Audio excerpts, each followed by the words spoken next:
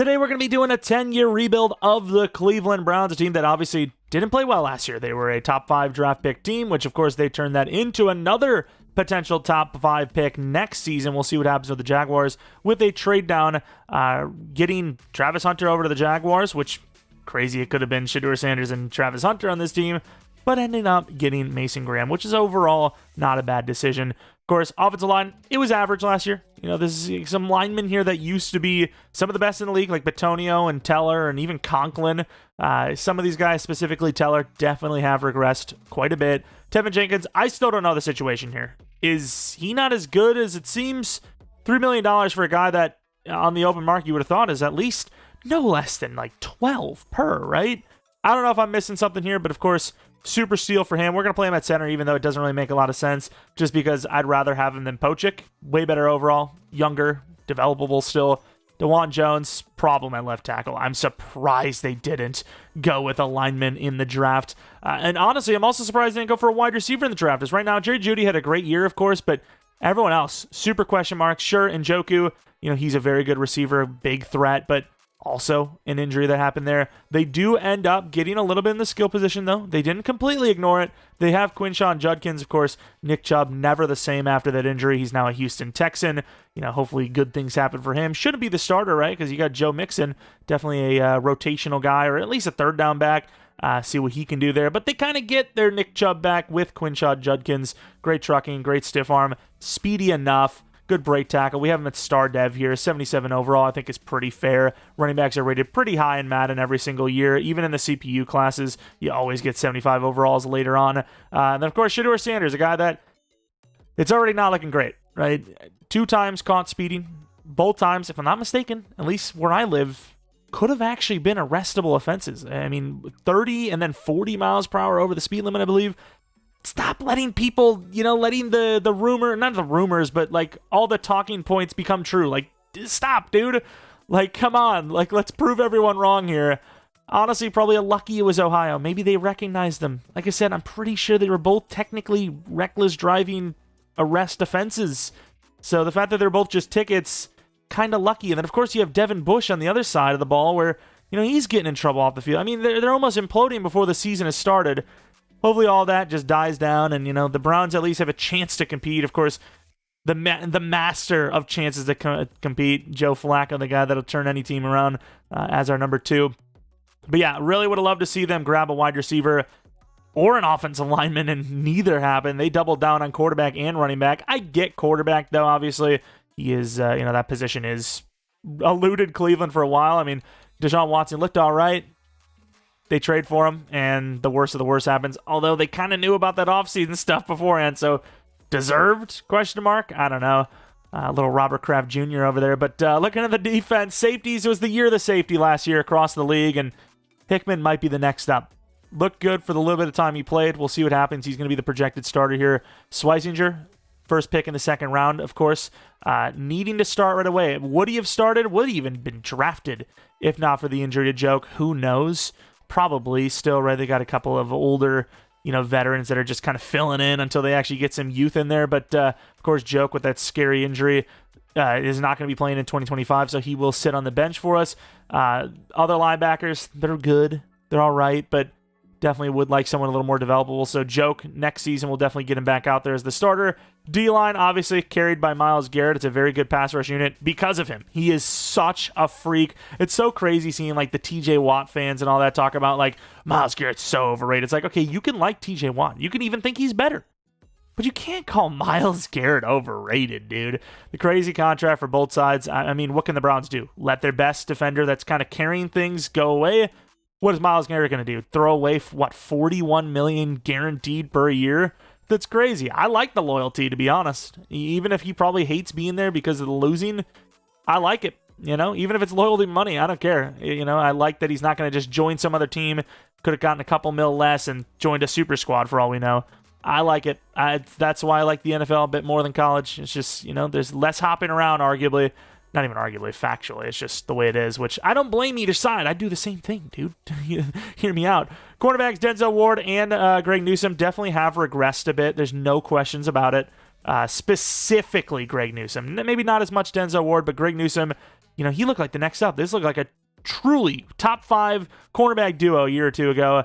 And now Greg Newsome's been the big talks of trade rumors. So will he still be traded? Who knows? I know there's teams like Green Bay that have probably been calling up. So we'll see what happens. If he's going to still be around, I'd say so, but no guarantees. Of course, D-line, we didn't talk about it. McGuire, I believe, is the projected starter. And then, of course, you have Mike Hall, and then the big one, Mason Graham, who I don't even know if we showed yet, but this is what we have him looking like. Bumped his strength up a bit. The class had him at 78, which I get it. The bench press routes are great, but Jared Allen effect, baby. I don't care what the combine says. You can't be a good defensive tackle while being 78 strength. That is like not NFL level pretty much. But enough of the yap. That is the team. We know what we need to do. We need to upgrade our linebackers, upgrade our right end, maybe upgrade a safety. Definitely put something into the O-line, and then obviously wide receiver. We'll see what happens with Shedeur Sanders and Quinshon Judkins. I'd expect them to be long-term great options. But yeah, that is pretty much that. If you guys end up enjoying this one, maybe leave a like, subscribe for new. Follow me on Twitter, Jeromepkr, second channel, PK Plays, for more non-Madden content. And the biggest thing you do is let me know what team you want to see rebuilt in a 10-year fashion next. Of course, there's so many different teams you could do. Freaking Titans, Jaguars, Panthers. I mean, there's a million of them. Either way, let's get into it. And holy crap, the team's broke, huh? -7 mil. Of course, big problem with doing this in Madden is the contracts are a year behind. So when you have big contracts like Deshaun Watson that you're trying to get rid of as soon as possible, you will have to kind of play that by ear in real life and be like, okay, well, he's actually like 30 mil dead, 50 mil cap. It's time to release him. Whereas, in Madden where you're behind, it's like, oh, it's actually 60 mil dead, 50 mil cap. It's like, well, it's not really worth it then. So I don't know when we can get rid of Watson, but we're definitely going to be paying attention to that contract more than anyone else on this team. Also, I guess Devin Bush is an edge rusher. Yay, 5-year 52. I pray that's fixed for next Madden with the new terminology. And of course, to no one's surprise, first year is not a successful one. 7-10 though. Better finish than it started. I think similar finish, I suppose. 3-6 is how we started. Finished 7-10. Not terrible, especially, considering the last 3 losses, at least the last 2 of those 3, very close losses. Could have easily been a 9-8 season. Could you make the playoffs at 9-8? Yes. Let's find out if you could have, though. Like this specific season, no, you couldn't. The 8th seed was 9-8 with the Texans. Almost just backed out. My bad. Award wins. I don't think we would have gotten any because this is the Browns scheme. I got to give them a try, though. Even though Judkins, good season, though. Even though every single one of us knew that this was going to be a bad scheme, bad system for the team, because they're just not good in sim. We played better than I thought. I'll be honest with you. Diabot. Is this a 3-4? Did I make a mistake? I mean, I'll have to pay attention to that. Hopkins, not great. Myles Garrett, even if it's a 3-4, doesn't matter. The game doesn't really care about that. Still a bad season. Still, oh my God, 30-second offense. Yeah, well, while I do think this is one of the worst offenses in the league, in theory, Travis Hunter, because we have him at both corner and wide receiver, wins Defensive Rookie of the Year over Mason Graham. Oh, that's tough, because we know for a fact he would not do that in real life. There's no chance he wins Defensive Rookie of the Year unless they just completely shift him to corner, which isn't happening. He's just not going to play enough snaps there, right? Like, he'd have to be, I don't even know how you do it. Like, unless the NFL is looking for ratings or something, I don't see how that's physically possible. But I guess, in theory, if he played like 300 snaps on defense, which even that's probably high, and got like 5 picks, it'd be hard not to be like, okay, well, this guy's a freak, dude. He deserves it. He just deserves it. The Bears versus the Ravens. Okay, did not expect that. Our division rival, the Ravens, going to try to keep up with them. They win one, so we're already trying to compete with a team in our division that is a Super Bowl win. That sucks. Looking at the dev ups, Jerry Jeudy, superstar dev, huge dev up. Huge dev up for the man. Superstar dev, about to be 87 overall. We love it. Definitely going to be doing a lot of training camp with him. Trying to get those upgrades as much as possible. The older guys deserve it. And then Graham, even though he didn't get the actual Rookie of the Year win, he still goes to Superstar. I don't know if there was a lot of tackles for a loss in there. I don't remember. He definitely didn't have the sacks, but it must have been. And then Greg Newsome even goes up to Superstar Dev, which is awesome. Also, McGuire, I might have forgot to change his contract because I think he's like listed as a 1-year for some reason, despite I imagine him having a 4-year. I'll have to take a look at that, but he did go up in Dev. Diabate also went up in Dev. But McGuire, even though I don't see him as a super long-term option, Didn't have the worst year in the world, and he did get a dev up. Yeah, he has a 4-year deal, so I'm not really sure what's going on here, but we will extend him. And we skip straight to the draft. It's a 10-year. We got to save some time somewhere, but more importantly, we just don't have money to spend. It's the same old free agency that has a lot of missing pieces, and it's the same old us with no money to spend. Scouted some linemen. We have Compton, Tatum, and Bramble. I mean, 1 to 2 these days, to me, is honestly better than round 1. Not top 5, but round 1. Just, I feel like you get more hit-ins with the other 1 to 2 than you do with 1. All 3 guys look pretty good. Bramble, I think, might be the best, though. I don't know. He just got that prototypical, 3-4 edge type of play, and usually those guys are at least hidden. Usually star, so probably not going to be the highest of dev, but I feel better about him being hidden than the other guys. I'm going to just take whoever's there, obviously, but if we get a choice, that's when the question marks arise. I'm hoping, there you go, there's 1. Hopefully Tatum's still there at like 7, though, because I want to, okay, we do have a choice, but I want to be able to at least have one of these guys. Sadly, though, I kind of wanted Bramble anyways, but I would say sadly, we don't really have a choice because power move is just not it. As much as the guy looks good, power move is not it. You just don't get as good of upgrades as you do with Speed Rush. Bramble's a finesse guy. That's who I'm going to take. I'm going to be so disappointed when he's normal dev, but I've got to get an edge rusher. I have no choice. 38 true. Okay. I don't love it, but I can live with it. And he is hidden dev. There you go. 82 speed, 90 excel. We obviously... Compton, not so much, because he went all the way to 4. There's no way I was going top 5 when I have options, but definitely Tatum we'll have to take a look at. Also, pick 19 from the Jaguars. Could be a wide receiver. That Darden guy looked pretty damn good. Tatum goes 11 to the Panthers. We'll have to take a look at that. But I was thinking, how am I going to trade up for a wide receiver? Don't need to. Although maybe I do, because these guys are moving. Please, Darden. He was around 1, which, we talked about. Get a lot of normals around 1, but he's definitely the best wide receiver outside of Pittman. And Devontae Darden is going to be that guy. B catch in traffic, A deep route, C release, but the speed is great. Giving me Devontae Smith vibes. Let's hope for it. Devontae is literally his name. 23 true, give me hidden. Thank you. That is a dub. The odds of hitting a normal dev, no matter where they're at wide receiver and or edge, it's got to be high. It has got to be so high. All the time we land normals in those positions, but we actually got hidden for both of them. That's great. Safety's a need. Maybe a trade down from pick 8 in the second round. Definitely need linemen. I literally have 2 to 4 linemen, 1 to 2 linebackers on my list, so we're definitely trading this down no matter who is there. We're going to try to take this all the way to the 3rd round, to be honest. Steelers are giving me what I want, but I think I can get more than that. I've seen some of these trades go for quite a bit more. So I am going to get as greedy as humanly possible. Niners are looking pretty good. You know what? Niners are looking pretty good, no? The Falcons give me a 3rd. Let's take the Falcons pick. 67's good enough. Should still have a safety at 3 in the 3rd, which they take a lineman. Got to take a look at the lineup first, though. I need to make sure that I don't physically... Because these linemen, yes, I could use all these linemen, but I don't actually need them, right? Arguably, left tackle is the only position I physically need on the offense right now after getting that wide receiver. Defensively, though, linebacker pretty much need at least 1, probably 2. Safety, probably 1, but we'll see if there's even 1 there. As you can see, Quincy and Batten go. Don't tell me I missed out on all the safeties right here at this selection. There is 1, Eric Briscoe. B-zone coverage. Oh, he's slow, though. I don't like that. I don't like it. Like, what is 88 speed? Solid? Is that what solid is? Or is solid, like, even slower? Like, marginal, I think, is 86. So solid's probably 87, 88. I can live with that. I'm debating it. Yeah, screw it. We'll take the chance. 53 true. Ooh, he is 88 speed like we expected. Normal dev. We basically just got like a worse Hickman. Oh well, what can you do? Besides not draft the guy. Yeah, oof. Lineman's definitely a problem. But linebacker is probably a bigger problem right now. So with that being said, I'm probably going to take Will Evans here. Very, very athletic. Those guys are almost always hidden for me. Hope for the best. 92 true. Hidden dev. A lot of low overalls, but a lot of hidden devs. You're at 27. I think we should have a high 4th as well. We might be able to make 2 trade-ups. to grab like 2 linemen. I think Diabate, even though he's not amazing because of the age, I think he's good enough to start again if we had to. But linemen, I would definitely at least need 1.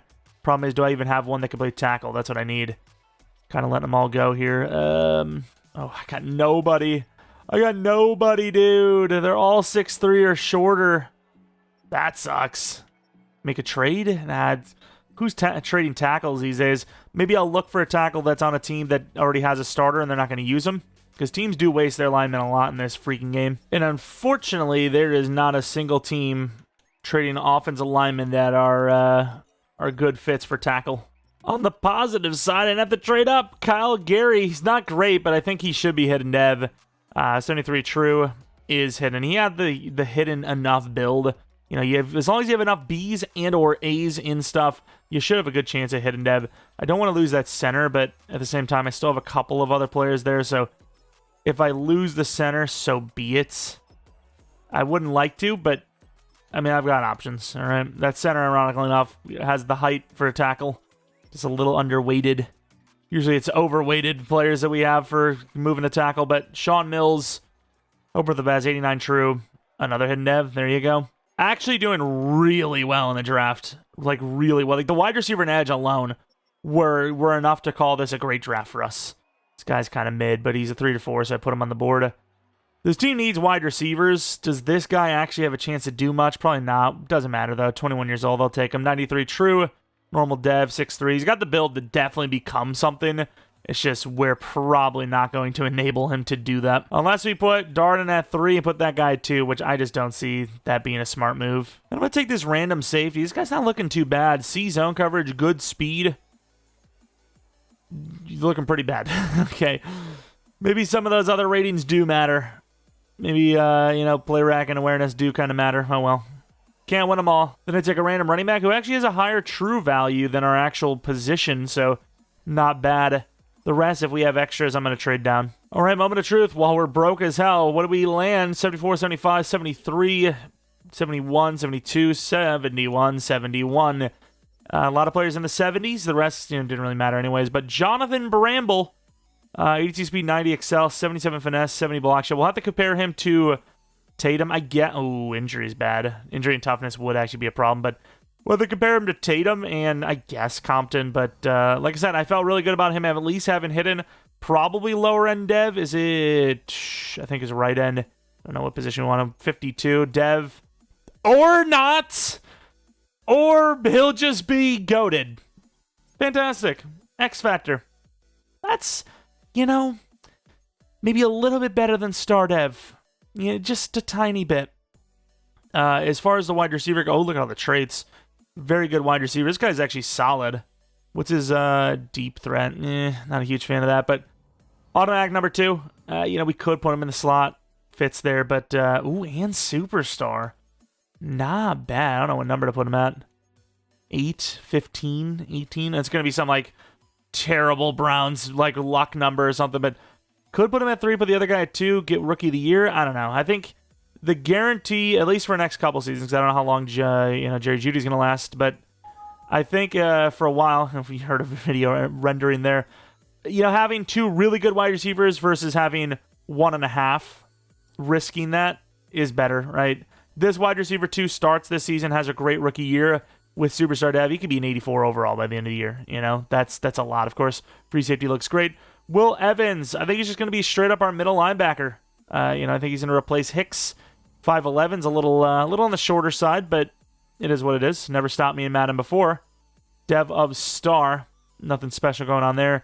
Offensive lineman got a couple of normies. They're not normies. They're actually hiddens, but they're pretty low overall, I should say. Both really short, so I guess you just prepare them to be future guards on this team. I guess the center could stay at center, right? You could probably just move Tevin over to right guard if you want. But I guess I don't even really care about his dev then. 4th rounder for Deshaun Lowry, though. Actually definitely worth that 4th round pick. I am still debating it because this guy does have potential. It's just, I don't think it's worth it. I'd rather just start a new, where number 24 is wild, by the way. I'd rather start a new wide receiver in the future than to, again, risk a guaranteed thing. Look at all these quarterbacks that went that high. Compton, 74 overall. Oh my. That is tough, dude. Normal Dev when you could have had an X Factor. Yikes. Tatum went slightly after us. 75 overall. Also normal. Oh my god. Guy's good, don't get me wrong, but he's a power move guy. If he's finesse, you never know. I might have taken him. But finesse always wins. What about Montague? This guy was also on my board. Didn't really scout him as further because he was a little slower. Just chose the 3 that I thought were the best, and we got our information. Dev of Superstar. So, I mean, the 2 lesser, like, true talent kind of guys were the guys that were the best in Dev. So, like I said, the higher the overall, the lower the Dev for me. Season number 2 definitely did not do enough for the offensive line, but we did get 2-star Dev guys. It's just, who do I start someone over? Like Gary over Teller, maybe? Neither of the guys are big enough to play tackle. We really needed tackle, and we went elsewhere, and they both were good. You know, Superstar Dev wide receiver, X Factor edge. I mean, can't get much better than that, of course. Safety, if he was hitting, it would have been a perfect draft. Honestly, would have just missed that because I forgot we had Joke back from injury. So, you know, we've got our linebacking trio set for the most part. So, yeah, I mean, this could be the year that we at least make the playoffs, but it's pretty early on, so I'm not too pushed. Take a look at these contracts. Greg Newsome, David Njoku, Martin Emerson, Diabate, Teller. Now, I don't want, Batonio, I don't want to use prior knowledge for this rebuild. I don't. But I have to. My brain will not allow me not to. And the reason why I say that is because every single time we've ever extended David Njoku to this 3-year ask, it has been a bad decision. The first year, he regresses like an overall or 2 at 30. I can't do it. 2-year deal, if I had to go up to 40, maybe I do it. But I cannot do the 4-year. I just can't. It's going to be a detriment to the team. We can't do it. We just can't. Greg Newsome, great contract for us. Great for him. I can't do it, though. Martin Emerson, if I can get him on this, I suppose I will, because he is a decent overall at that youth, but seems like it's not going to happen. So these guys trying to get out of Cleveland, rightfully so. History is not really on our side here. But, yeah, I don't know what we're going to do with David Njoku. He might just ask for too much. 2-year, 38 wasn't enough. I guess it's 5th-year option time, even better for us. And by that, of course, I mean franchise tag. If we win, I imagine we're in the playoffs. A little bit of a turnaround on the season. Did really well, 10-7. No messing around this season, even though we barely made it at the 7th seed. Decided to go with the Green Bay offense. Stuck it out with the Browns defense, though, but decided that, yeah, we would rock the Packers offense. It's a very balanced playbook, in my opinion. You get good rushing numbers, you get good passing numbers. They're not elite numbers in either category, but they're pretty good, right? 33 touchdowns, 11 picks, 4,000 yards. I think that's fair. Rushing, pretty good. Receivers, nothing too insane here. Maybe rookie of the year, maybe not. Tackles need work. That we've already known that. I thought it was Bramble that killed it, but even better, Mason Graham. Bramble's already an X Factor, but Myles Garrett, 17.5 sacks, 14 tackles for a loss. Graham, 14 sacks, 14 tackles for a loss. So really good stuff there. Would have loved to see a little bit more from Mike Hall, but I just don't know if it's ever going to happen, to be honest. Kicking, pretty iffy. Punting, pretty damn good. I need a new kicker, but I think he's still kind of locked in with that contract. Looking at the players of the year and all that kind of stuff. Rookie of the year, number 2 for Darden. Oh, that sucks. And then defensively, number 2 for Evans. Wow, we just got completely scammed. 2 and 4 for offense, 2 and 3 for defense. And it means nothing. Doesn't matter how close you are. You just don't get anything unless you actually win it. Myles Garrett does win defensive player, or D lineman of the year. I don't know if it was defensive player of the year as well, but D lineman of the year, which is a little bit of XP. Got the Bills here in the first round again for these 10-year rebuilds. We will go into these games and actually watch them sim out for the playoffs until we win a Super Bowl, and then after that. So, if we win the Super Bowl, then we get to another Super Bowl, well, we'll watch them all. But until then, once that is over, if we win a Super Bowl and then, we lose the next season, then we're done watching the Sims. We just sim it automatically. But you obviously got to see the process all the way through. And I swear, you have a better chance when you actually go in and watch. Obviously, you have a better chance, especially when you go in and, try to convert a 4th and 15 or something. But in general, which we're killing it right now, I feel like you do have a better chance. Maybe that's just me. Let me know what you guys think. I don't know. Personally, I think you actually do genuinely get better Sims, odds. I don't know how or why. Maybe it's because they take in the factor of the user when you go in. I'm not sure. Sanders, 4 touchdowns, 0 picks, 262 yards. And then, Judkins, decent enough. Didn't have a big run, so didn't really have inflated numbers. Jerry Jeudy was really good. Judkins really good in the receiving game as well. Deion Dawkins, 3 sacks allowed. That better not be like that in our Chupacabras franchise. Mike Hall, 2.5 sacks. Actually, by the time this comes out, we probably would have already been in the regular season. 2.5 sacks from Mike Hall. Really good numbers there. Almost his regular season stats tied. Bramble, Graham, not bad. Pick for Newsome, and clean kicking from our kickers. Theirs and ours. On to the divisional round. The Ravens, a really tough one. 6 overalls higher than us. Going to the end of the game, 3-0. 7-3. 14-3. Pretty damn good start here. 14-10. 14-17. 17-14 is the halftime score for 24-14. This is completely collapsed for us. Huge touchdown there. Game's not over, though. From the 34-yard line, we are driving down the field slowly but surely. That surely's gone.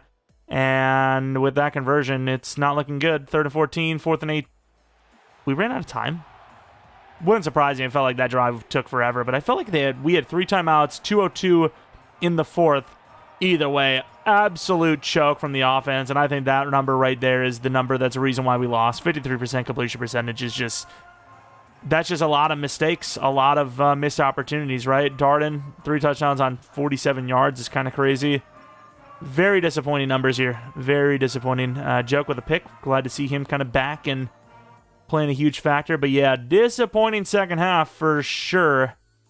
Ravens are a good team, though, so you expect them to battle it out, tough it out until the very end, and they did. They did well. Winner of the Super Bowl was the Chiefs, 21-17 over the Bears of all teams. We kind of seen them come up every once in a while. Looking at the offense, nobody goes to Medev. No Sanders, no Judkins, no Darden, no anybody. Not really surprising, to be fair. Darden at an 82 overall, by the way.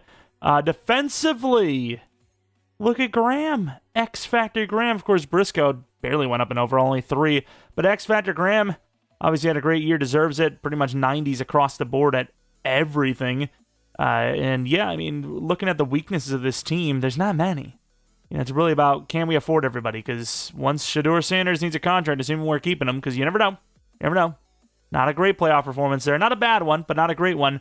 We're not going to be able to afford a whole lot, right? Offensive line, we need a left tackle. We could arguably need a right guard. Probably let our right guard go, Teller. I'm not sure. And then Conklin. So, I mean, we need at least 2, probably 3 linemen. Teller's played well. It's just his overall, man. And I still believe the way the game operates is based on overall. The higher the overall, the higher chance to win. It's not actually how you're playing. Because if it was, we have a bigger problem because we have 90 overall tackles giving up double-digit sacks pretty consistently these days. And even though Shedeur is the guy I need to develop, Jerry Jeudy, I want to keep him live as long as possible, keep him around as long as possible, and best way to do that is to get free upgrades. Speaking of retirements, though, we did lose Joel Bitonio, but that's somewhat all right because we were probably going to let him go to free agency anyways, as we are now headed to free agency ourselves. A lot of money, so assuming we don't have to pay anyone other than Njoku on this 5th year, we're probably going to look for somebody. I'm not sure. 16.7, less than I was actually willing to pay Njoku, so he could have had more if he just played ball. And then Teller, I think we can do better. We have those 2 guards waiting to play. That's fine. Hickman might be an option, though. Try to get Bjorquez back, and he's just 2-year freaking 8, and he won't take it. $4 million per year as a punter. He won't take it. I'm gonna look up who the highest paid punter is right now. Yeah, I think it's Michael Dixon, and it's $4 million per year. It was recent too, so I don't know what to tell you. Hickman, we might have sold. We really might have sold. Hickman might have gotten a dev up this year. He's a 77 overall. Could have paid him, some crazy, 6-year freaking, what would it have been, $24 million deal? Oh, man. We sold. Could still pay him, too, as a backup. I guess we'll try. Might as well. Might as well try it. I can't believe we sold him that hard. 4-year for Emerson. He wants a 2-year. I'm going to let him go. 78 is good, not great. Hickman, though, we'll do a 3-year deal on 13.5, and he takes it. Fair enough. 62 mil, I'd be willing to spend 40. And if it's 1 year's, I'd definitely be willing to spend 40. Let's go to free agency. All right, 62 million free agency. Dallas Goedert, don't really need him. Oweh, don't really need him. Moten, I could use. I'd prefer a 1 year because this is a lot of money. But I think we should get that because nobody else is offering them. Ooh, Godecki is 27. I mean, 2 years fine. 3 years a little pushing it, but I don't think he accepts a 2-year. Can I not try to go for both? Man, that's a lot of money, dude. The tackles are good. I mean, they deserve it. They get it. You know, that's how much it goes. You know, it costs, but I wish it wasn't, you know. I'll definitely offer this, but I can't do both. I was going to do both. I can't. That's a lot, dude. It's a lot to tie up. I don't think we're even going to get him. We got him. All right. 2-year, 46, 23 million per year for an 85 overall tackle. Might be moving him to the left. We'll see. Left is a little bit more demanding, and he is definitely going to be our best option, as our right tackle is probably going to be a rookie. All right, we are in the draft pick 25. I've got a couple of linemen, a DT, corner, safety, linebacker, maybe a kicker, maybe a punter on our list of players and positions that we need to go for. There's a top 5 guard, Tracy George. He does look really good. He's A's across the board. Could be generational. I wouldn't bank on it, but could be generational to the point where at 25, I'd probably be willing to take him, honestly. But we also have some corners. We had 2 top 5 corners. I think Byers was better than Porter. Or no, maybe Porter was better. I can't remember, but I thought one of them was slightly better than the other, and it was Porter. Wow, those coverage ratings are worse than I thought. It was A to C for both. Decided to scout all 3 corners, so I had 3 guys that I liked in the top 3. And I don't know. I don't really, after looking at this, I don't really like all of them. But I was kind of looking at corner because, you know, Ward's not getting any younger, and it'd be nice to kind of get younger at that position. I'm just going to go to 25. I imagine somebody's going to be there. O-line, you know, that guard, one of the corners. If they're all gone, I'd be genuinely shocked. So, hoping for the best here as we see the guard is still there. And, yeah, as expected, one of the corners is also still there. Justin Johnson and Dwayne Porter. 2 corners that look very, very good. Porter does look very solid. Do I take linemen that high, though? I'm going to take another look at my lineman list here and see if I actually do want to make that move. So we do need a right guard. Technically don't need a tackle. Do we need a corner, though? That's the big question. Not really, right? Denzel Ward. Let's see what Denzel Ward's contract is like, because he's 29 now. You know, the money's starting to get a little tight, and, you know, Shedeur is going to be needing a contract very, very soon here. So, yeah, I mean, Ward's not quite there yet, but he's getting there. I think I can go for that guard. I mean, we really need a right guard. It's rare that we do this in the first round anyways, so let's mix it up a little bit. Wait, who the hell is this? Oh, top 5 quarterback. I thought I said top 5 tackle. I was like, I'll take a look. But Tracy George is going to be our new right guard. He's just going to sit where he is. True talent, 2 overall. Hidden dev, 91 strength, very fast. But change direction's kind of bad, but doesn't seem to really matter too much. Not bad at all. Let's move on to the next round where we might actually be looking at another safety. And we are not because they're all gone. I had a bunch of 2 to 3s, and they are all out of here. We have a DT in Freddie Bayless, 6'1", you know, good finesse, athletic as hell. I could probably trade down. Yeah, let's trade down. Let's get a little more value for this. And it's not much, but the Cardinals are going to give me, you know, a bunch of random draft picks, which I could definitely use for a trade up. So we will take it. I like having that quantity. Use it as a trade up. It's not bad. Bayless, I imagine, is still here unless he went in late second, which he didn't. Freddie Bayless, super athletic, 22 years old. Could be the future of the DT spot, as I'm not liking the way Hall has developed so far. I honestly think I'm starting this guy over Hall. I think I might actually trade Hall for a Hall. He has not played well, and the trajectory for him, not really looking good yet. 79 overall star, still young enough, obviously. So the value is still there for him. Might go with another lineman. Who the hell do I want? Sheldon looks good. Any of these guys, I guess Wiggins could be a potential tackle for us. Looking for tackle options. If I find somebody I like here, I'm going to trade up using Mike Hall, I think. I do like Weatherford a lot, so that's going to be our guy, I think. We ended up trading Mike Hall over to the Vikings for a third this and a third next. He's only 23 years old. It's absolutely a fair trade. It's just, we're moving on. We're going Bayless. I did not like the way Hall has developed for us yet, so I'm not doing it. I'm just not doing it. I'm going to actually try to keep pick 8 and use something else to get to the Commanders pick here, as I don't know, I just don't think we're going to be able to do much with that late third, so we're going to try to trade up. I may have overtraded, but whatever. And here's the pick, Larry Weatherford. He's a center, but he's got the speed and, you know, the size and whatnot to play tackle, and he is hitting. I mean, that looks like a great tackle to me. That is a waste of athletic opportunity sitting him at center. Pick 8 could be another lineman. I don't think we really need one, but it could still be one. I don't think we need to, but it could be. Could be. Maybe we go linebacker, actually. Let's see. These linebackers, how fast were they? 4.39 merit. That is very fast. Oh, my. That is a lot of speed for one player. And I'm kind of curious about the other guy. 4.48's no slouch himself. Don't know much about these coverage ratings, though. That's the problem.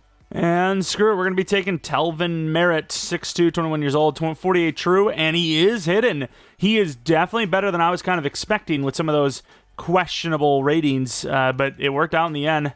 Move on to the next pick, where maybe if there's a corner, we take one. It's actually going to be a UDFA running back. He doesn't look amazing, but he's got really good break tackles, so I assume he's going to be a decent overall.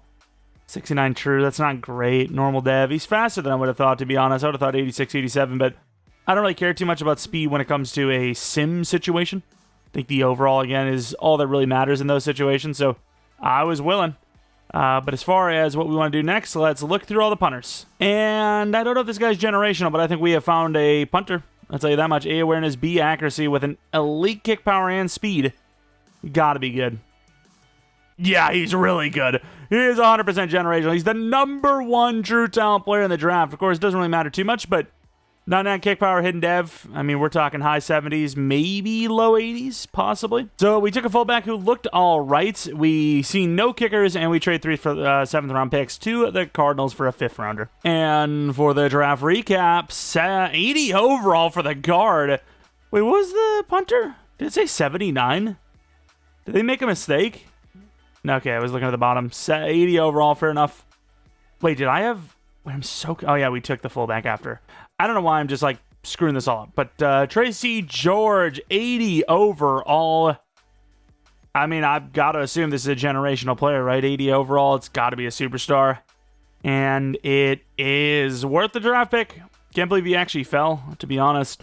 Freddie Bayless, automatic DT #2. A little undersized, but very athletic, can definitely get the job done. Maybe they do intend it to be edge. I don't even know. But dev, star dev. So, I mean, not better than Mike Hall for any, particular thing, but the other guy wasn't developing, so I moved along. Finesse, that's what Weatherford is, so does actually make sense for him to be a tackle. Dev of star, and unfortunately not going to be superstar there, but that's fine, looks great. 74 overall as a tackle, so what can you say about it? And then Telvin Merritt, don't know what position we actually need. I think we were kind of thinking, like, if Joke needs a replacement, that would be the guy. Telvin Merritt, star dev, just because, Joke's not the youngest guy anymore. He's kind of almost reaching his max development, so he needs a lot of money. We kind of move on there. But Emmett Jackson, probably going to be a superstar dev punter. Even if he's not, he's still great. And he's not, but he's still great. I do want to take a look at those two corners, specifically Porter. I think I would have taken either of them if it came down to it, but I think Porter was definitely the one that I had a higher chance of taking, so we're going to go to Porter, wherever the hell he is, all the way at 8 in the second round, 77 overall, normal dev. Not a bad player by any means, but yeah, it would have been a jump the gun for nothing situation. All right, season number 3, offensive line looks vastly improved. Still could use a replacement for Conklin, but I think we have that with Weatherford. Might be the guy next season. Everyone else, though, looks pretty good. Just hoping Njoku doesn't regress too hard. And then defensively, free safety needs some work, but we've got everyone else in place. All right, re-signing Njoku. We got a lot of money, 2-year 34. I mean, you possibly could, but I think we might be able to get this. His re-sign interest is higher than it's ever been. Delpit, I'm going to do a 2-year on here.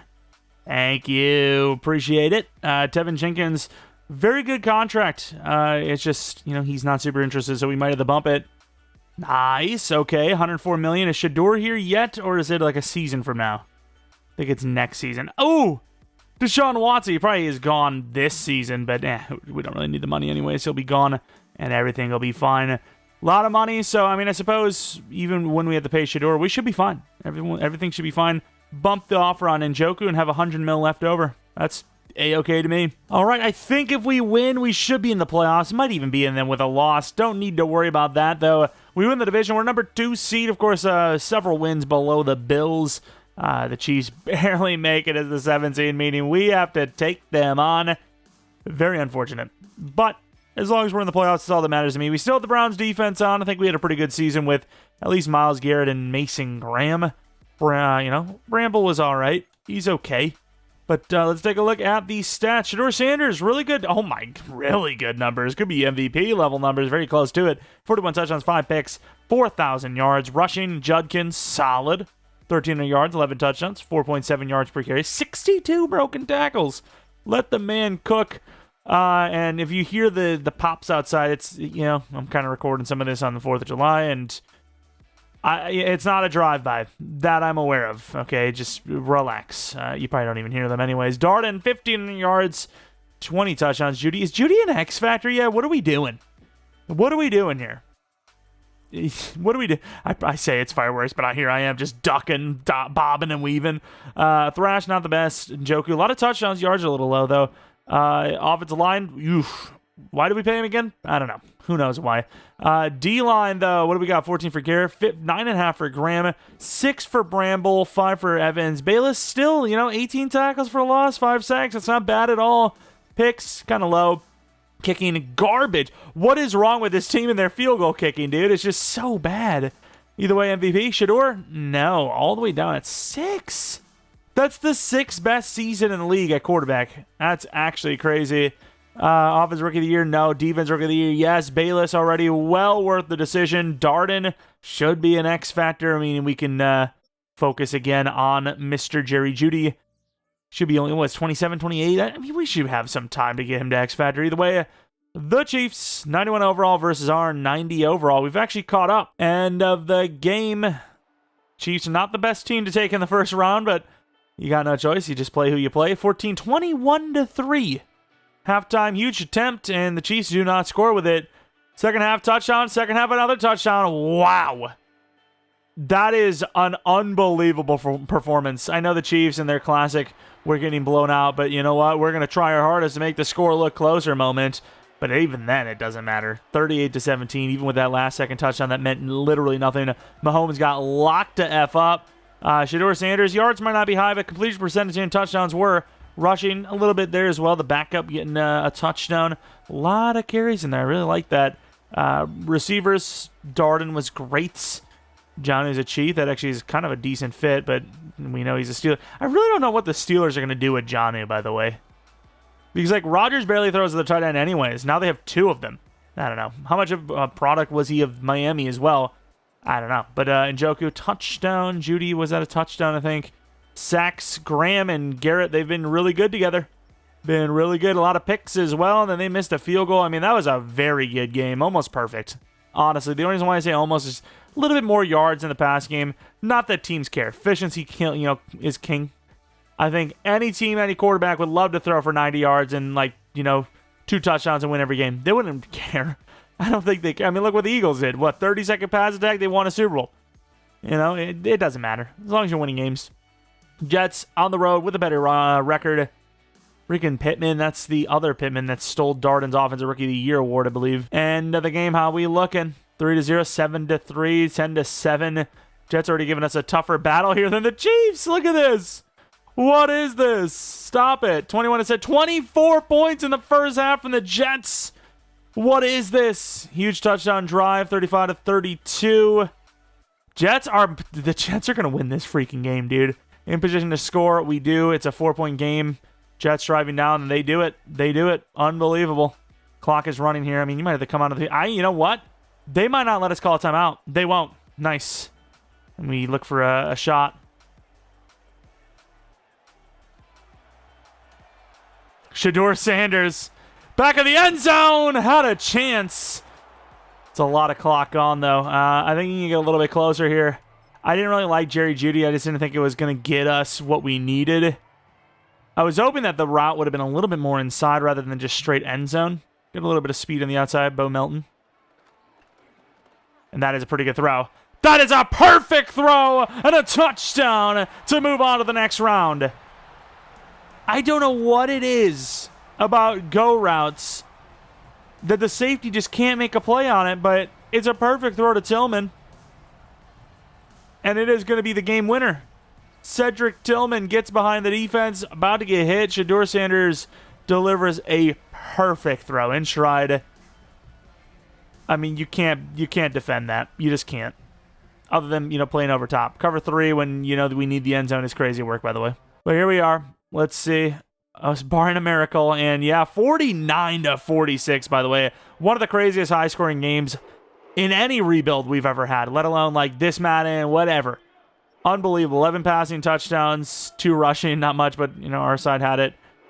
Jerry Jeudy and Wilson, they both had a game. Dotson, what a game. Darden, what a game. Some unbelievable numbers here. What a gunslinger battle. That would be one for the ages, one for the record books for sure. Move aside Bills Chiefs because you got nothing on these two. Having a crazy finish, but a mid-beginning and middle doesn't equal out to a game where it was literally that the entire game. Back and forth scoring the entire game. Almost 100 points scored. Unbelievable stuff. The Ravens. It's a good chance. I mean, we are lower overall, but we're at home again. This is a good chance for us to win it all. Will we do it, though? To the end of the game. Ravens, 3-0, 3-7. 10-7, 10-14. Back and forth, just like last week. 21-10. Man, this offense has been doing really well, though. 28-17 in the second half. Ravens are not giving up, though. It's a 3-point game. 35-30, 25. Defense gets the stop, and we're moving on to the Super Bowl. Sure, we saved it last round, but this offense has been electric. Shedeur Sanders might be him. 4 touchdowns, 0 picks, 22-28, 70%, 8% completion percentage. I mean, we've seen it many times. The scheme doesn't guarantee success. It absolutely helps it. It does not guarantee it. Judkins has been amazing these playoffs, by the way. But, we've seen better quarterbacks do worse. So, say what you will. Shedeur is killing it. To the Super Bowl. Who is it against? The Lions. A part of me wants to just win at least a Super Bowl here. For one, obviously, to win a Super Bowl. But two, to obviously be able to not have to worry about going into the game. Save some time so we're not all here sitting here for 2.5 hours doing a rebuild. Darden gets the X Factor. Can't believe Shedeur.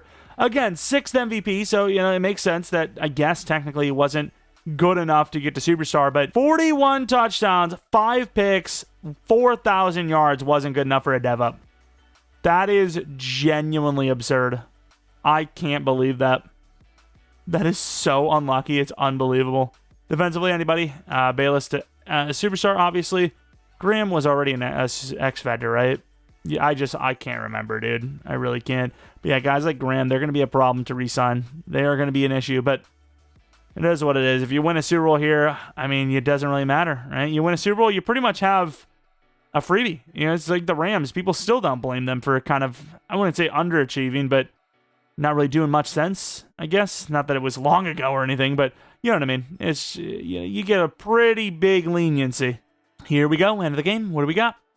0-all. This is not our usual brand of football. I don't like this. They get a touchdown, no extra point. Yeah, like I said, I don't like this at all. Wow. Offense just doing nothing. Detroit defense is legit. Oh my God. That's insane. I mean, it's still not over. There's a slight ever bit chance, and with these first downs, it's over. I mean, it was like, what, 3 quarters without a score? Of course, the ironic freaking matchup of Lions-Browns.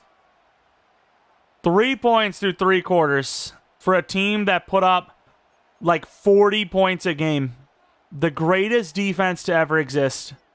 Like, arguably. Like, to go from that to this, they have to be. There's no other way around it. There really is no, and the field goal really, that field goal block doesn't really help anybody. It would have been an 8-point game, would have had more of a chance. Wow. All the way to the Super Bowl, and then we lose to the other 0-16 team. Of course we do. Why wouldn't we? Oh well, at least we got to the Super Bowl. That's automatically a win. Even if it's a 10-year rebuild, it's the Browns, dude. The Browns and the Jets making a Super Bowl is the kind of like, okay, you've done it. You've won the rebuild. Because even winning a playoff game with these two teams at this rate is just like, well, who knows? Who honestly knows? But yeah, and as much as like I know everyone like kind of is kind of a weird like 180. Where's he going to go with it? It'll make sense. Don't worry about it. As much as like I don't really care. Part of me does want Rodgers to do well with the Steelers just because, like, the crap he got for, the Jets were so stacked. Yeah, when's the last time you've ever expected the Jets to win something? Tell me. Tell me. I just want to know. Because for me, it's never. Problem is, Rodgers going to almost the exact situation. Same situation. Jets defense on paper was better than it played. So I do believe in the Steelers defense, honestly, a little bit more. But you got a same situation with the offensive line, but you have less weapons. I don't know how the hell that turns into a Super Bowl team or a very good team, but I guess that's what they believe in. Jalen Ramsey at safety could be crazy, though. Also, before we go into free agency, let's take a look at if there was any retirements. We had 2 mentors, and I think we took care of all the contracts other than Fairbairn, who obviously was garbage, so there's no way in hell I'm resigning him. I don't remember how he played in the playoffs. It was pretty decent, but yeah, no shot I re-signed him. That regular season was booty. It was so tragic. And yeah, I believe that's going to be that for the O-line, even though Conklin was better this season. We're going to be moving on, starting that youngster from this last draft. And I'm not sure we're going to draft. I had safety scouted pretty hard, so that's probably something we're going to do. But let's take a look at free agency, see if there's anybody there that we like. Brian Branch, sure. Laporta, sure. Ooh, Laporta's interesting. Wow, we paid Njoku a 2 years, so that's just not going to work. Edge, you don't need. Yeah, I mean, the only chance would have been at tight end, personally. Why Teller's still in the league, by the way? What the hell? How is he still here? The same exact overall. Damn, Superstar is busted. Yeah, I think we're going to save money. Free agency is just not something we need to worry about, which it sucks. We have 108 mil. You know, if we can find like an old veteran that would help us, you know, fill a positional need, sure, but that's not going to happen. O-line looks good. It looks good. We got Tevin Jenkins on like a 3-year deal, I believe. You know, what do we need? Wide receiver, maybe. Especially wide receiver 3. And then defensively, safety. Free safety, still normal dev. Not bad, though. I mean, you could develop that still. Linebacker, potentially. But I think Joke, he's got at least another season, apparently. I mean, the team looks good. I mean, we're future-proofing something we don't really need to right now. That's really where we're at with the draft, because we've built a pretty damn good team right now. Of course, a lot of real-life names from the Browns that did really well, so not too worried about that. Recently had to pay Miles. So Ward, corners potential, upgrade. Wide receiver, Jerry Jeudy's in a weird spot, so maybe. Then linebacker, we took Merritt because we're not paying Joke. Shedeur Sanders, the big question mark there. Graham's a big question. I mean, just Shedeur, Mason, and Quinshawn, that's like potentially $120 million. We can't afford that, you know?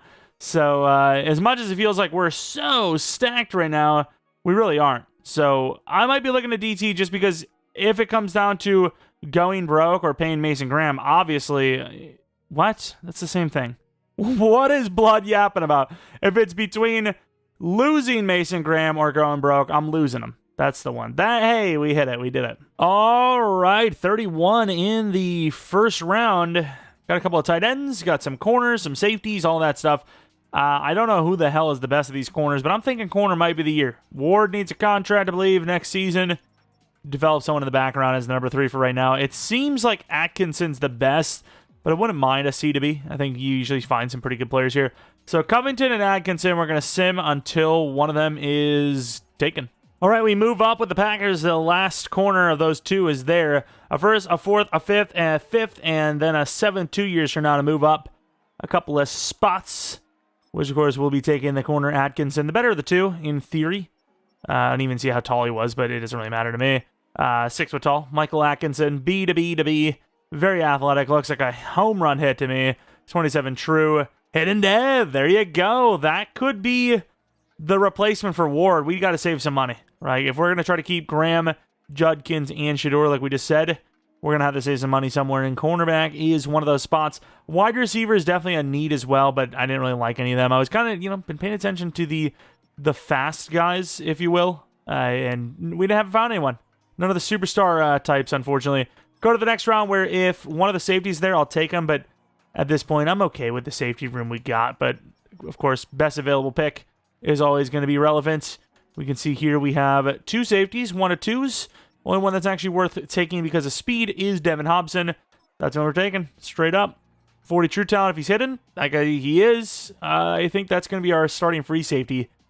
It's a debatable one because Delpit is older, but Briscoe's had his chance, and he just hasn't had it happen yet. So at this point, I think pick 3 in the 3rd. We're going to look for a tight end, as Njoku's not getting any younger himself. And yeah, I think we're going to take one of the 3 corners or tight ends. I have no idea who's the best They're all pretty much the same speed, so we'll go down the line and see what the best ratings are. And Walden does look to be the best in my opinion, so Mike Walden is going to be the choice.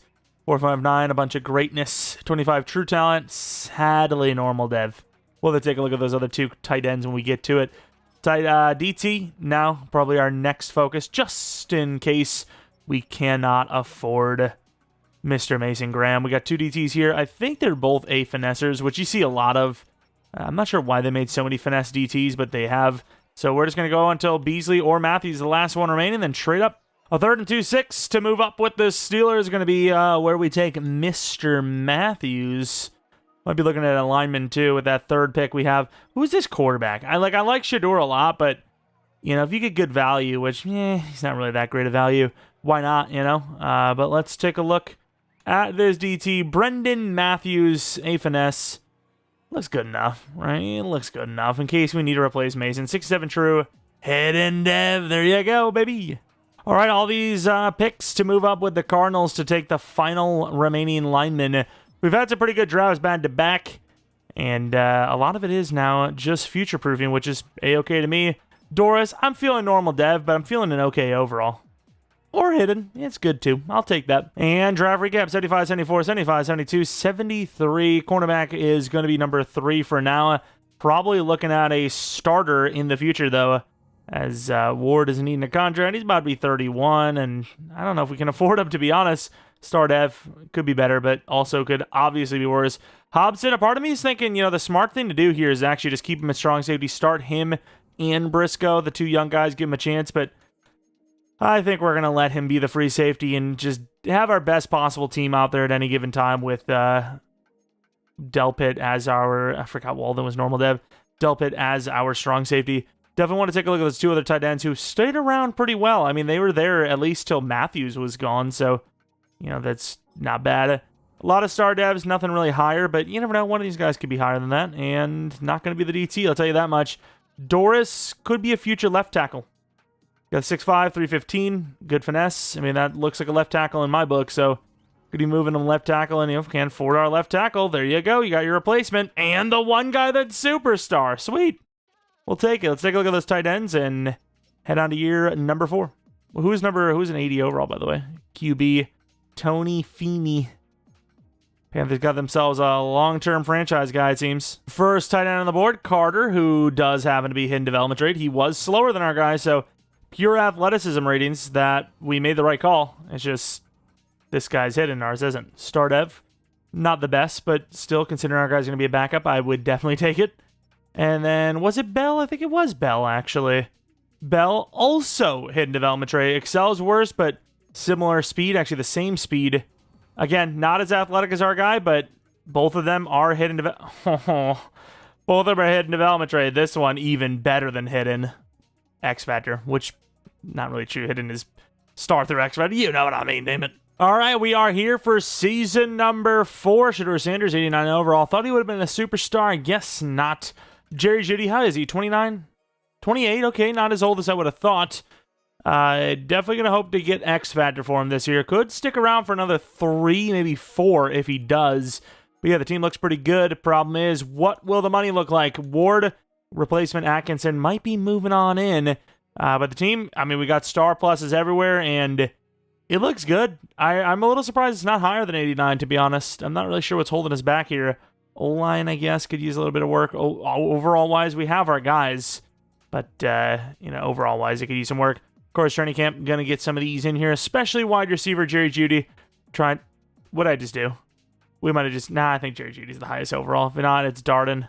It's Jerry Jeudy. Don't you worry one bit. All right, a lot of names are re-signed. Mason Graham's one of them. How much we talking? 37. Okay, that's a lot, but we kind of expected it.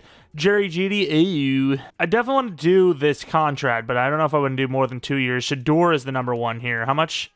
32 a year. That probably is going to be bumped up to 35. 35 a year on 7. That's kind of theft. Might have to do 37. That's fine. 37 per is fine. Judkins, man, I really wish these guys would be a little bit nicer because they're kind of killing the cap room, but sure. 6-year was at 80. Denzel Ward, we probably could afford. Schweizinger, not a hope. Not paying 22.5 per. Maybe a tag coming along, you know, down the line, I guess. I suppose Joke isn't too bad, though. I wouldn't want to replace 2 linebackers in 1 year. A 2-year 30?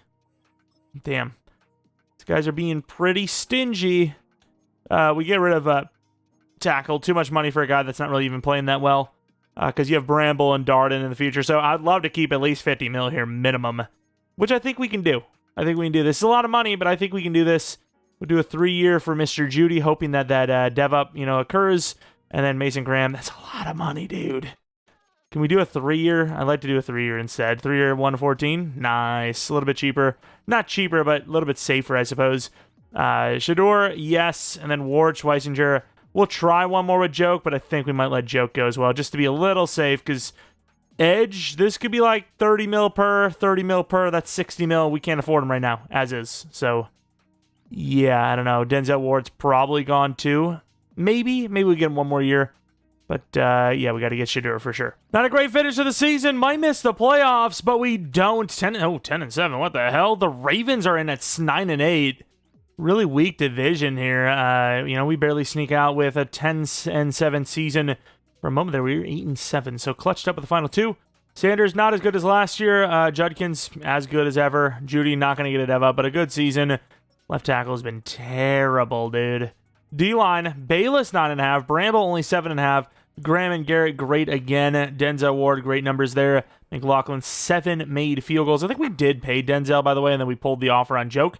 MVP goes to Mr. Caleb Williams, and the award, wow, what the hell? Kayshon Boutte is the Offensive Player of the Year.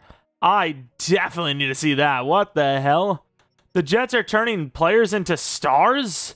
They're turning them into stars? Usually they turn them into depressant needers. 22 touchdowns, 1,200 yards. Wow, Jet scheme, man. I don't know what's going on here. 50 touchdowns. So Kendrick is just that guy, huh? Well, let's go on in. We've still yet to win a Super Bowl, so we have to go in until that happens. Watch the games. We're going to start looking at halftime, though. I want to get this video to 2 hours, which, let's be honest, it's going to be 2.5 every single damn time for these 10-year rebuilds. And, of course, the longer the video, the better the watch time for, YouTubers. That's how it works. But at the same time, like, I understand. I see a 2-hour video. I'm like, okay, I gotta strap in. Well, some of those College Football 26 rebuilds already. I've seen some 3 hours, which... yeah, I don't know. Already, kind of leaning towards not doing any CFB rebuilds, but now it's like, yeah, I mean, that sure is something. Playing the actual Dynasty, sure, but wow, here we are just struggling. 3rd and 2, you got to get the stop. Even then, the clock might be running here, which it's not. I mean, you get the stop here, you do get a chance at the ball. You got to get in there, somebody. And we barely will. We get the stop. 6-point deficit. I don't know why Schweisinger is so hyped up for, I mean, sure, they didn't do a terrible job here.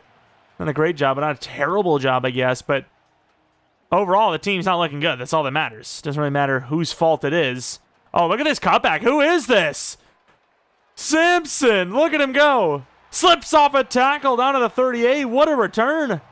One of the best punt returns I've had all Madden season. I mean, punt return touchdowns are really hard to get. Nice. Look at him go. He looks so fast, too. I'm impressed. Needless to say, I'm impressed. I mean, that guy looks... I think he'll cover, but you never know. He could rush. We have the leverage. Njoku! The DB tries to get a hand on it. Can't. It's a perfect throw. Shedeur Sanders is unbelievable. I mean, that's a perfectly led ball. Our Chupacabras franchise, we had one of these throws, and it did not go that way. It led to a pick. David Njoku, though, what a guy. Let's go to the next game here. Or not next game, next possession, because obviously the game's not over. As you can see here, I mean, they're coming down the field here like anything is possible. Oh, the clock's running. Never mind. They ran out of time. We win by 1. We're added on to the divisional round. Wow. What a throw. What a play. What a day. Justin Herbert and Shedeur Sanders, both, similar completion percentage, similar touchdowns. We won the game, though. Judkins killed it. Got to say, though, Najee, I really thought he was going to get that first down. That guy was falling forward. He's a big dude. Both teams missing a field goal. Our guy missed a field goal due to a block, though. I guess that's a little bit better. Sort of out of his control, depending on how he kicked it. Obviously, if it's too low, that's his fault. to the divisional. What do we got? The Ravens, who they shouldn't even have probably been here. 9-8, somehow sneaking into the playoffs. By the way, didn't I say we're gonna start looking at it at halftime? It's just so hard not to. Matabike injured. Don't we have injuries off? The hell? Great start of the game though. 21-3 at half. 21-6. Well, 21-3 shortly after half, I should say. And against a very, very good team like the Ravens, we don't even have to come into the game. Very clean win. Packers scheme, I think, is actually, the more I'm looking at it, the more top 5 good it is rather than top 5 OP. I think it is probably the playbook, as Jair has an interception. I think it is probably the playbook to run if you're trying to have a good chance to win, even if maybe you're not ready, but also not have like a guaranteed win. I'm not saying the Chiefs are a guaranteed win, but that playbook is busted. Like, it is the best way to develop almost every player other than maybe a running back. But yeah, it is a good playbook. So, speaking of Chiefs, there they are. Still at the top of the league. I mean, I don't even know who their tight end is, but they've probably developed some absolute bum into a god because of the scheme. Chiefs scheme is guaranteed to DevOps almost every single time at tight end. Here we go. End of the game. How we faring? 7-0, Chiefs on top. 14-0, Chiefs still on top. We get a touchdown ourselves. Defense gets a stop. Huge drive, but looks like a turnover. Huge chance, didn't do anything. Second half, down 14 again. You got a touchdown, down 14 again. And we're driving him. You got to have a touchdown here. We have a little bit of time. 3 minutes left. We got to get a stop, 30 inches. It's not physically over if you don't get the stop here, but it's not looking good. You got to go run commit, I think. They could absolutely throw this, but I believe it's going to be a run, and I believe correctly we get the stop. Team obviously has a better chance than they did last time, and last time it worked out. We ended up winning the game, so see if they can do it on their own. Not a great punt. And Shedeur Sanders throws a pick immediately. We lose the game. All right. I don't know what to tell you. Year 4, still not a success. Shedeur Sanders throwing 2 interceptions. That is, that's going to do it every time, unfortunately. Pick for Elam, pick for Bolton. They're headed to the Super Bowl. We're not. And the Chiefs do win the Super Bowl. Let's see how many DevOps we had, if any. Hoping for a few. We had none. None at all. Sanders, Judy, none of them. Not expected, but still. Bayless is an X Factor. Ward's an X Factor. It's a couple of DevOps there for you. Especially Bayless. It's a nice one. So those damn D-linemen, dude. Those are the guys that really derail things. D-linemen and wide receivers. Of course, quarterback doesn't help, but it's only one position. It's the most important position, whereas wide receivers nowadays, 35-40 per year. D-linemen, 35-40 per year. It's getting pretty ridiculous, I gotta say. That's just, the way it is, unfortunately. But, we'll keep trying to manage as we do. Let's take a look at retirements real quick, which I don't think there would have been any. We got a little bit more money than I would have thought as well, so might be able to knock a contract out. We lose some mentors. Not really players that matter too much for us. Re-signed players. I think we took care of pretty much everyone, but some heavier options in there, some other stuff. Darden and Bramble, obviously not. Bramble, obviously. 20 million is a steal for him. Definitely not. We tried. We failed. We try again. 2-year 32. Okay, we'll see what the tag is. It's going to be like 30-something because he's an outside linebacker. 26. Yeah, I mean, it's not terrible, but it's just not worth it.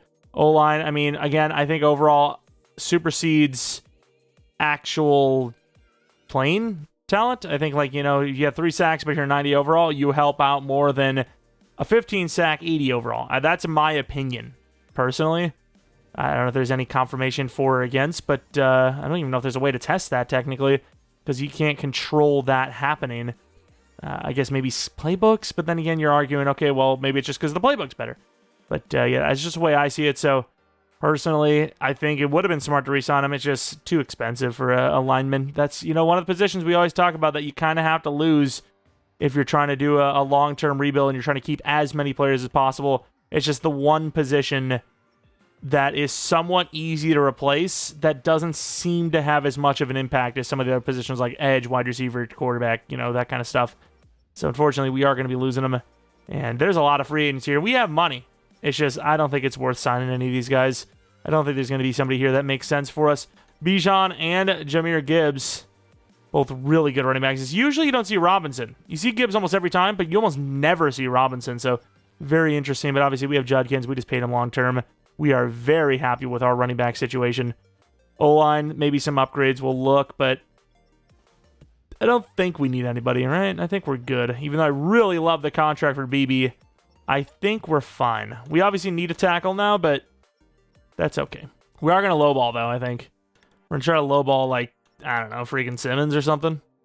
Tyler Guyton, if he wasn't getting offers, that could have been a theft. Could have got him on, like, 13 mil per year, maybe. We're going to still try that, because I don't care. I'll lowball him. Who am I hurting?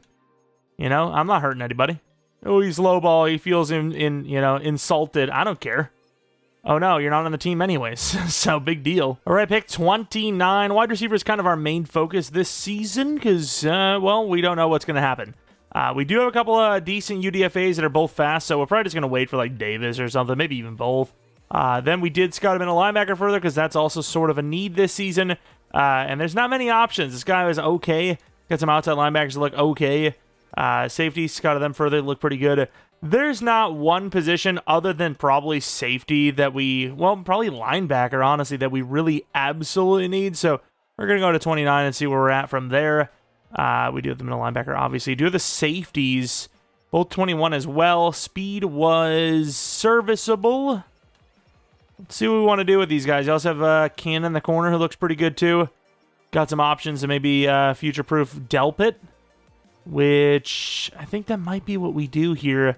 Phelps is a little bit slower. He was the one that was 4.53, right? No, he was the 4.49. So, yeah, that'll be our guy. I'm feeling normal dev, honestly, but we'll see. No, we do get hidden. Fair enough. 89 speed. Hidden dev. Perfect. Now we must slow sim because, believe it or not, linebacker's actually, pretty bad depth-wise. Everyone other than Barrett is... I guess Barrett was pretty good. Not the fastest guy in the world, but assuming he's not an edge rusher, which it doesn't look like it, right? He's good enough. Still going to slow sim, though. I'd probably rather have someone even faster, like Wilkins, probably. All right, we make a trade-up with the Chargers to take a linebacker. Wilkins is going to be that guy, after all, like we talked about. You also have that other guy, Drew, the safety, but he's just, we need a linebacker. We just need a linebacker. Trey Wilkins, I think, is the guy, right? Let's see. Yeah, I mean, good enough to me. Like the key ratings. Let's go for it. True talent, 15. Hidden dev. All right. I mean, that's a position that is so hit or miss for dev. We got lucky. I mean, even at normal, we would have started him, but nice. Next, we have a pretty damn good cornerback in the late third. That's who we're going to take. Teal, 89 true. Normal development rate. Pretty damn fast, though. Not a bad player. Then with this pick, we're going to choose whoever the better of the two is. I actually don't know. Winston's probably the better player. But they're both pretty damn good. Both 4.2. Well, that guy's 4.24. Both elite, I'd imagine. Davis is better because he's taller. I mean, we might just go for both anyways. We're going to try to. Quincy Watts, Winston's going to be the guy first, so he's a little bit faster. 69 true, hidden dev. I mean, I'm greedy. I'm going to try to go up to the Eagles here and land both. Why not? Future 4 and a 6 to gain that fourth from the Eagles. Totally worth it, I think. If this is a superstar dev line wide receiver like we just had. That's super worth it. Davis, 72 true. Damn, so Winston was the better choice. I mean, we end up with both anyways, but we definitely chose the right one. Draft recap, that corner, 70 overall. John Phelps, strong safety. It doesn't really matter what his dev is because we're not going to start him right away anyways. He's going to be sitting back up. Right outside linebacker. Suppose it does matter because we're going to be starting Wilkins. Could start Bullet, to be fair. Was his name Barrett? No, it's Merritt. There was two guys. We took Merritt, not Bullet. Superstar, there you go. But, yeah, that's pretty much it. The rest... I mean, we know Winston's a superstar. He'll be the number 3 wide receiver for us. And if he's not, he's star. It doesn't matter. We'll find out. All right. Season number 5. We're sort of halfway. Not quite. Very close to. We have a pretty damn good-looking team. 90 overall. We have been very close. Have not actually sealed the deal just yet, though. Do we change the playbook again? I don't know. If we're going to do it, it's probably defensively, not offensively. We'll have to see as we head on to another season. Only, once again, 10-year rebuilds. The big problem with these is... I don't know if our XP sliders are maybe too high because it's 10-year, but in general, you just run out of things to draft. I mean, yeah, you're drafted for the future, but it's not super fun. In my opinion, it's kind of like a hassle. I love drafting and developing when I actually need to draft a brand new starter rather than drafting, a guy that'll start a year or two from now as a backup. It's tedious. I don't know. It's just tedious to me. Maybe the sliders are too high.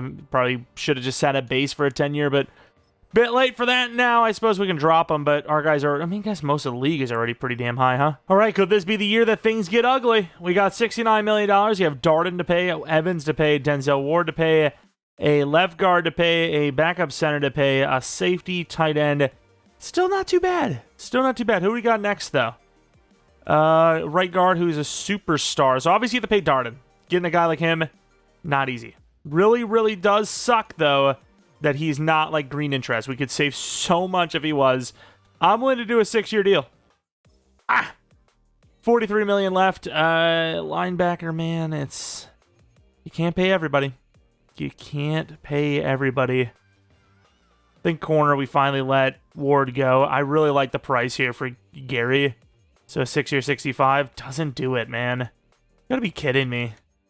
We could pay Evans as well, but he's red. This is the highest I'm going for him. 5-year 85. Of course, the one guy that I'm kind of on this fence about is the one that resigns. Obviously, that was going to happen. All right, pretty good year. 12-5. Not going to get a bye week. Just haven't had one so far. Number 2 seed a couple of times, though. Judkins, the number 1 running back in the league, could go to superstar. It would be about damn time. Shedeur, pretty damn good. Obviously, Judkins, great yards. Winston, what a year. Jerry Jeudy, fair enough. Darden said Winston might be offensive rookie of the year. Doris took over the reins for left tackle from one trash tackle to another based on stats. Of course, Garrett, amazing. Graham, amazing. Bayless, amazing. Bramble, just nothing to show for. I keep forgetting we have to pay him too. The Bramble was a 20 mil deal. Oh, this could be bad, actually. We might have actually sold with that contract. The linebacker, I knew it. Should have let him go. That's going to suck, but at the same time, Bramble has not played well, so I wouldn't absolutely be against letting him go. Winston, great Rookie of the Year win. Wilkins, would have been a massive win. Best QB3, could be a dev up. Best running back down to 4, though. Obviously, the touchdowns are, the kind of the driving force of award wins, but still, it was a good season yards and touchdowns-wise. Either way, the Bills, who barely sneak in, probably the team that's going to take us out. Decent start at halftime, 14-10. 13-14. Bills driving out 14-13. Barely holding on defensively. Huge drive for a field goal. Not over, though, and we do win. Barely. 17-13 over the Bills. I don't know if we're going to win a Super Bowl, man. These games are getting worse and worse for us, despite the team being better and better. I don't know if we've just hit a plateau. What's the story? Mason Graham has been unbelievable in this rebuild, by the way. He has been so good. To the divisional, who do we got? Did the Chiefs make the playoffs? They did. They might have been knocked out already, though, because we're taking on the Texans here in the divisional round. 89 overall Texans. Come on. Can we get one Super Bowl? That's all I ask. Sure, I'll take more, but at least one. End of the game. Let's see how we do.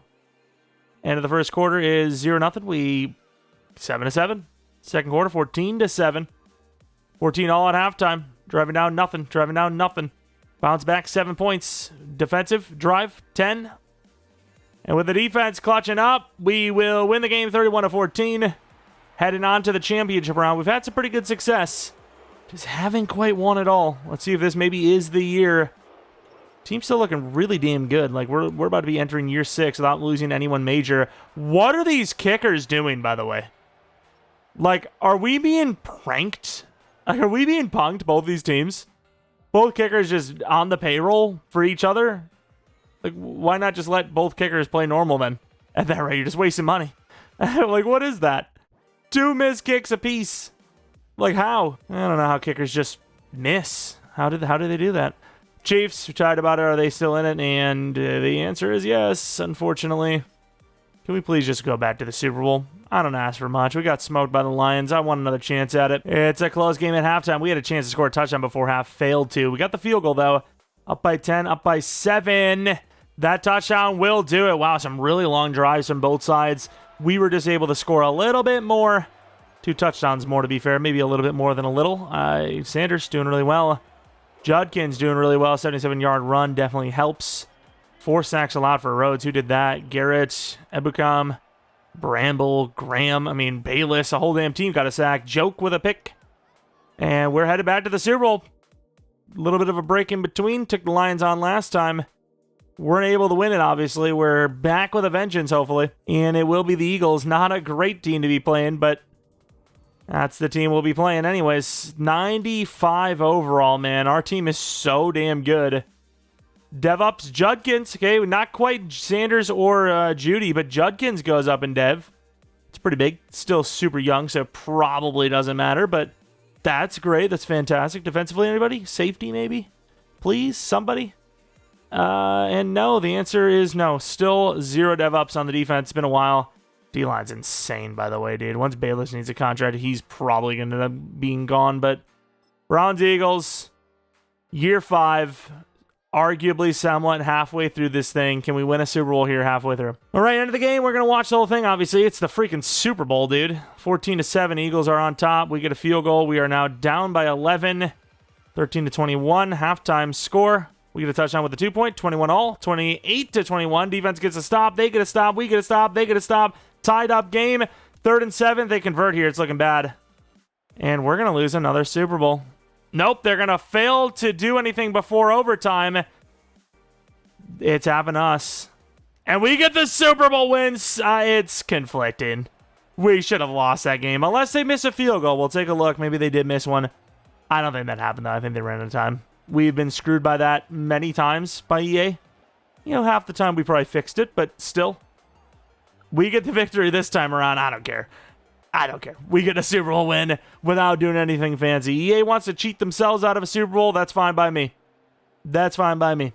I made a judgment call that I was going to buy $1,000 worth of Ultimate Team packs if we didn't win a Super Bowl by year 5. And EA cheated themselves out of $1,000. That's the argument. Never was going to do that. Not a hope. But there you go. We get a Super Bowl win. Let's have it. Took long enough. Obviously, that Lions loss, it could have been one of those year 3? Would have been a pretty damn early Super Bowl win either way. Didn't happen. Got blown out. This one, it was looking like it was about to head towards block territory and kind of tightened up a little bit. And then obviously got very lucky right before overtime. And then got the touchdown with the stop. We won it all. Let's take a look at the standings, the schedule, I should say. Which, of course, again, basically proves nothing. I mean, I guess not really, because we've seen, depending on how this is edited, we went straight from Yap all the way through to another game exiting playoffs, so there was no chance to actually save in between, but either way, who cares? It's almost, college football 26 time / Madden 26 time. If people want to cry about something, I don't care, dude. I really don't care. But, yeah, not bad. All right, so we will watch every playoff game again. Because, again, I do think you do have a better chance to get the wins when you actually go in. Because we're going for back-to-back. But other than that, after that, if we lose, that's it. We're going to just sim it. We're going to sim it out and, we'll save some time. Jerry Jeudy, as much as Sanders is the guy we're still trying to develop up, Jerry Jeudy's the guy we're just trying to keep around. Before we go any further, let's take a look at some of these retirements. We lose Jonnu and Jameson, I suppose. That's about it. And we head on to re-signings, which we actually have more money than I would have thought. Don't know if that's going to change anything for us, but let's take a look. Negotiations, what do we got? George, no. Denzel, kind of, actually. I mean, it's a 1-year deal. Why not? Try to keep the team intact. 89 overall X Factor seems worth it to me. And then Delpit, we're going to start that rookie we drafted. And Joku, we're going to start the rookie we drafted. Probably look for a new tight end anyways.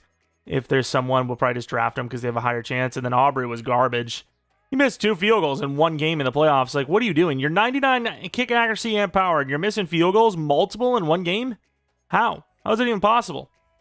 Either way, $30 million remaining. A lot of good players here in free agency. Josh Allen and Jalen Hurts, just to name a few. Especially Jalen Hurts. He's only 31 still. I know Josh Allen, 33 is not crazy, especially as a 98 overall, but I guess you're a little worried about the age, sort of. But yeah, there's some insane players here, and they're just not being paid contracts. Who did we lose? Did we lose a lineman? We didn't lose a lineman. I was going to go Elton, but I don't think we need one.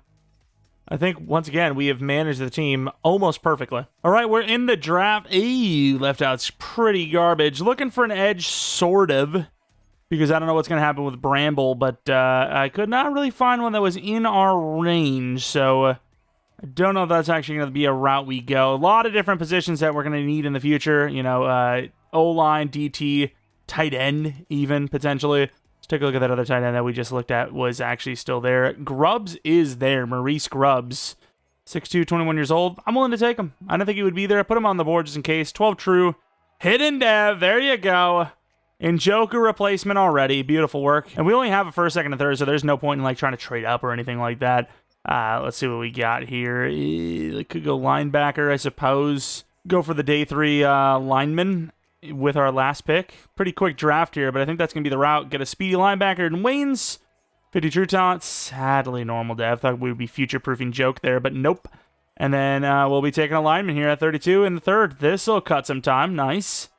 We love to see it. Who do we take, though? Both of them are there. We take the better of the two, in my opinion, and Harold Barker, 31 true talent with hidden dev. There you go, dub. All right, 76, 73, 75. Not a bad draft, especially the tight end being here, as we had an okay tight end before, but this guy will definitely make for a better improvement. Star dev, thought we'd been higher than that, but that's fine.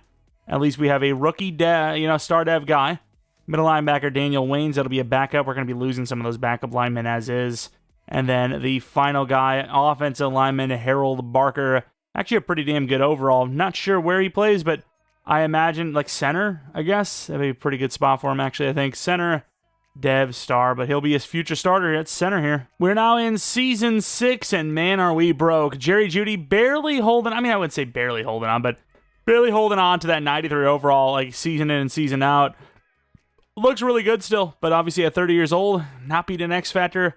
Things might start tumbling here at 31. But for now, we're holding steady.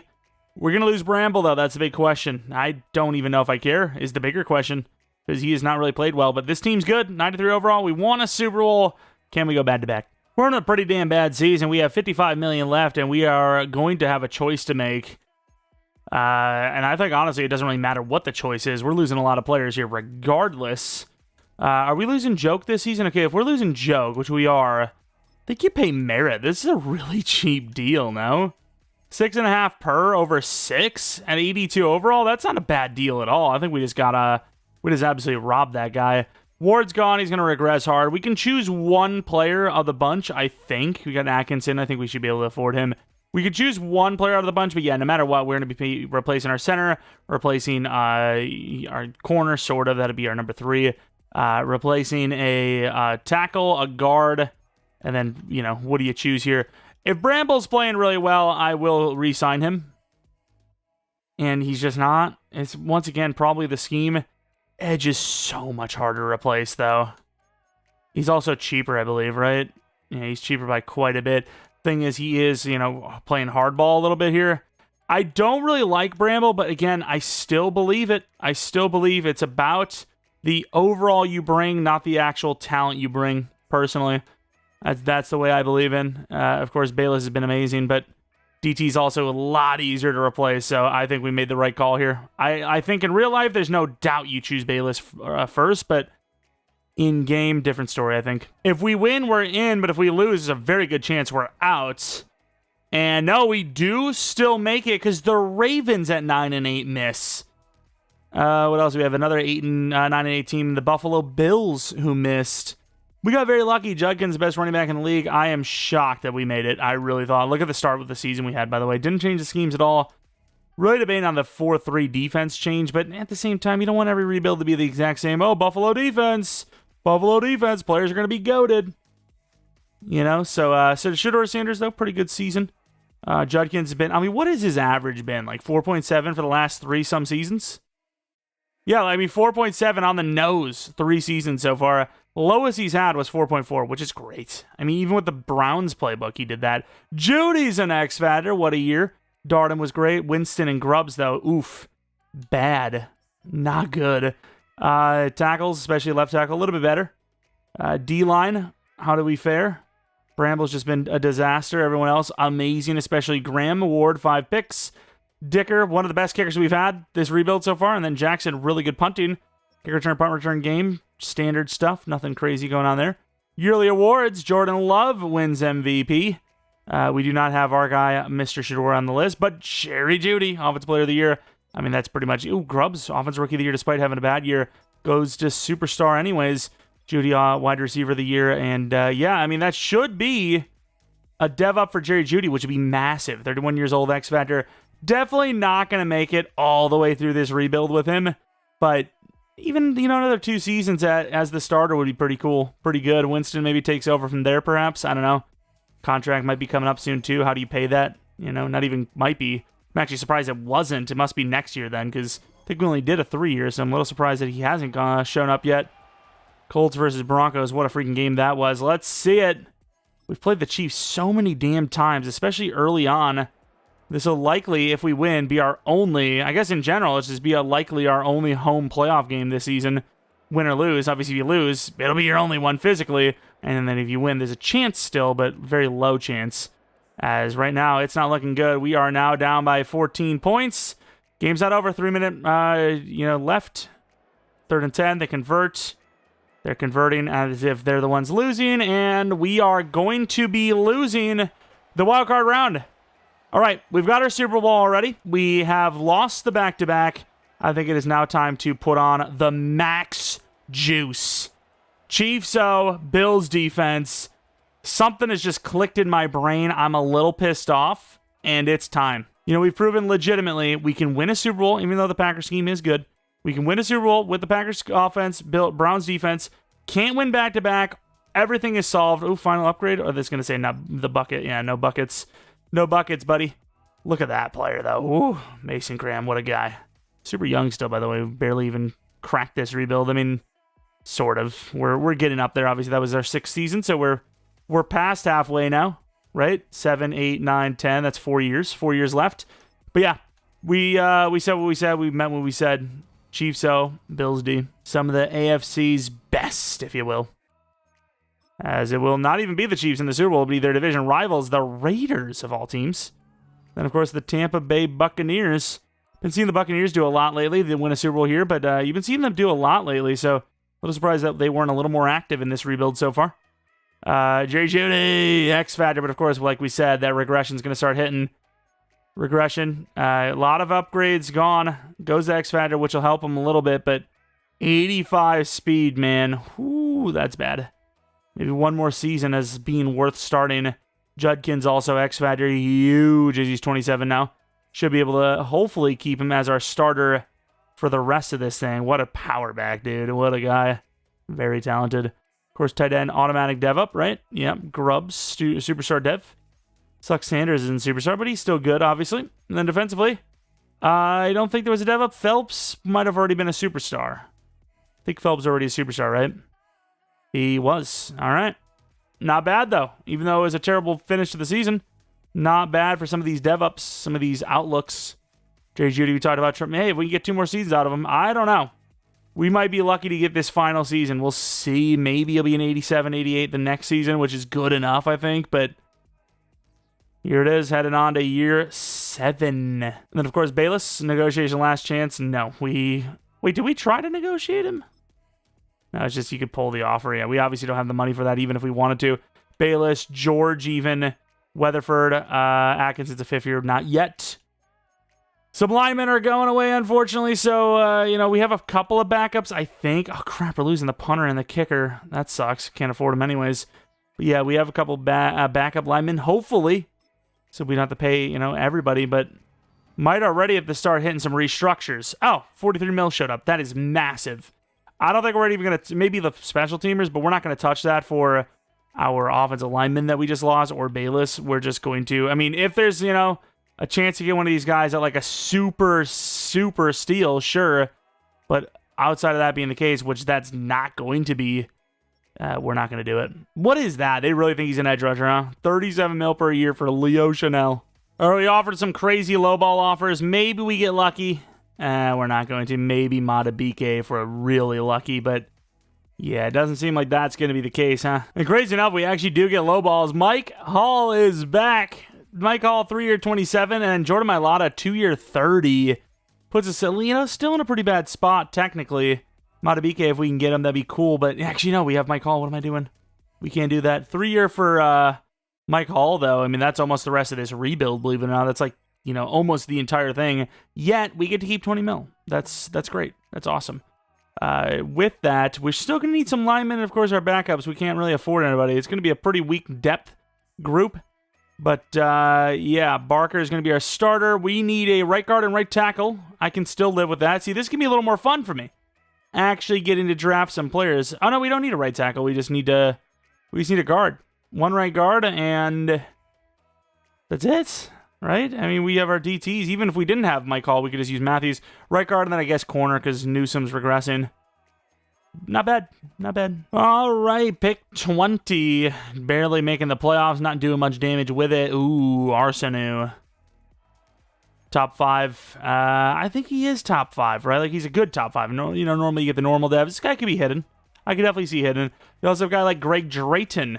6'2", 22. Not fast, but fast enough. Probably 90 speed. Then P. Ryan, who is definitely fast enough for 4.24. I mean, I'm just going to skip to 20, because if I have to, I could just take P. Ryan.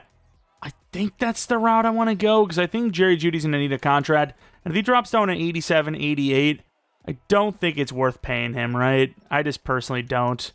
I like Drayton more, but P. Ryan is the safer bet because he's fast, round 1 talent. Could trade down to 32. It's been, we haven't really traded down much lately. We've just been kind of popping off one after the other. Edge was also pretty damn garbage, sadly, so can't even replace, Myles Garrett or future-proof Myles Garrett. He's 34 now, in case you were wondering. I don't know. I like Drake because I think he's a true boundary wide receiver, but he is a little on the slower side. A juke move, B medium route, C. I don't know, dude. P. Ryan looks like the better player. I'm going to go to 32, get maybe a second-round pick out of it if we're lucky. And that's exactly why we're going to get a third-round pick as well. Let me get that. That's a hell of a trade. I'll take that every day of the week. That's exactly what I wanted. They actually gave me more out. I said straight up, I'd be willing to do, just 32. I just want 32. Wide receivers, who do we got? Drayton's still there, though. Oh, my God. Across the board, let's see it. See it across the board. A little bit more raw from P. Ryan, but I still got to believe in him, dude. He's a little younger as well. True talent 8. Hidden dev. There you go. A lot of hidden devs on those speedsters. He just has that build. He just has that, He just has it. If I needed more wide receivers, I would probably trade up for Drayton. I'd do it. Don't need him, though. Although, could use corner. Could use Roach. Should we not trade off the wide receiver we have now? He's going to need a contract a year or two from now. Let's go to the Panthers with this. Maybe trade off Winston. I mean, Winston's absolutely worth that pick. Without a doubt. Probably worth more than that with the speed he's got. But we haven't really used him that much. Get 400 to 600 yards a year, which is good, but not great. What is his years anyways? 2 years left, so I would like to develop the guy. This is probably a bad decision. Let me get another pick off them. Let me get 2 picks. Thank you. He's a very good player. Still 2 more years on that rookie contract. Totally worth it for both sides. Especially them, honestly. I would, if I had money for it, I'd take him. Look at Winston, though. Kai Winston. I mean, I need a lineman. He's a little hefty, but I think he could play. No, we need a guard. This is the guy, Kai Winston. True talent 2, hidden dev. Didn't think that was going to be something we would do. Thought he would have been gone. Looked really good. Let's trade up. We can still trade up. We can still make this trade up with the Seahawks. Let's get buck wild with it. How about that? Let's get crazy with it. We keep pick 20, trading all of this to move up to 34. Works out for me. So you probably could have got rid of 20 if we wanted to. Drayton's still there, so we could get real wild with it. But I think Enrique Roach is going to be the guy. 20 years old, 21 years old, 6 foot, 11 true talent, hidden dev.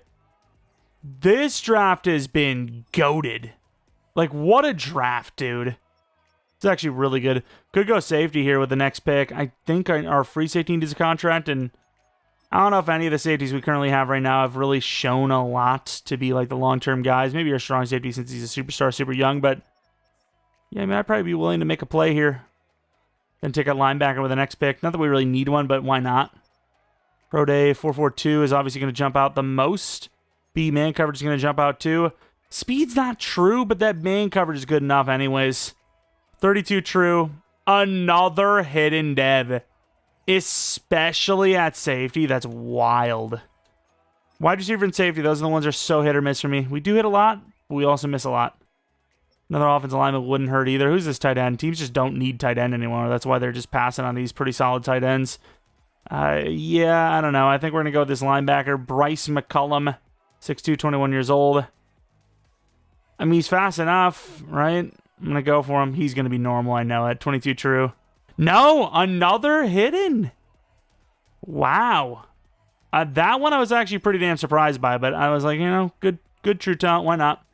Any day 3 lineman? We do not, so we're going to have to slow Simmons until we're down to 1. We trade a 3rd and 7th this year with a 5th and a 6th next year for a 3rd-round pick from the Titans. No more picks this year. Going to be using this on the lineman. I believe Lawrence is going to be the guy we choose, as he does have the size to play it more than just center. Timmy Lawrence. Another hidden or not? Another hidden. Wow, we hit every single pick was hidden. Man, we have been murdering the draft in this one. Early on, there's a couple of drafts that are kind of garbage, but overall, we've been killing it. I mean, we usually do, right? Even in our online league, where, wow, look at that guard. But even the online league where, there's 31 other users, we usually land one of the top 5 drafts, which obviously based on where we draft usually in the playoff rankings is really impressive. Other teams, other people know what to look for as well, but we still do really well for ourselves. Drafting just, it's not necessarily the hardest thing to do. You find some trends, some players based on their archetypes and all that, and you let it fly. Of course, another, I would assume, opinion, generational guard. Last one we had to let go because we couldn't afford him. This one, he's going to be here on a rookie deal throughout this final stretch. Enrique Roach, I don't even know where we're playing him, but one of the cornerback spots. Did we get Ward back? I can't remember. I think we tried to, right? We offered him a low ball. Don't know if he took it or not, but Enrique Roach will be there to take over if he has to, and then Smith would be our starting free safety, assuming we don't keep our current one due to contract issues, developments, slowdown, whatever it might be. And he's a superstar. Yeah, that makes it a little bit easier to make that happen. And then McCollum and all that. We don't really need these guys right now, so I'm not too pushed about it. I don't think we need a linebacker. But, yeah, what a draft class it was again.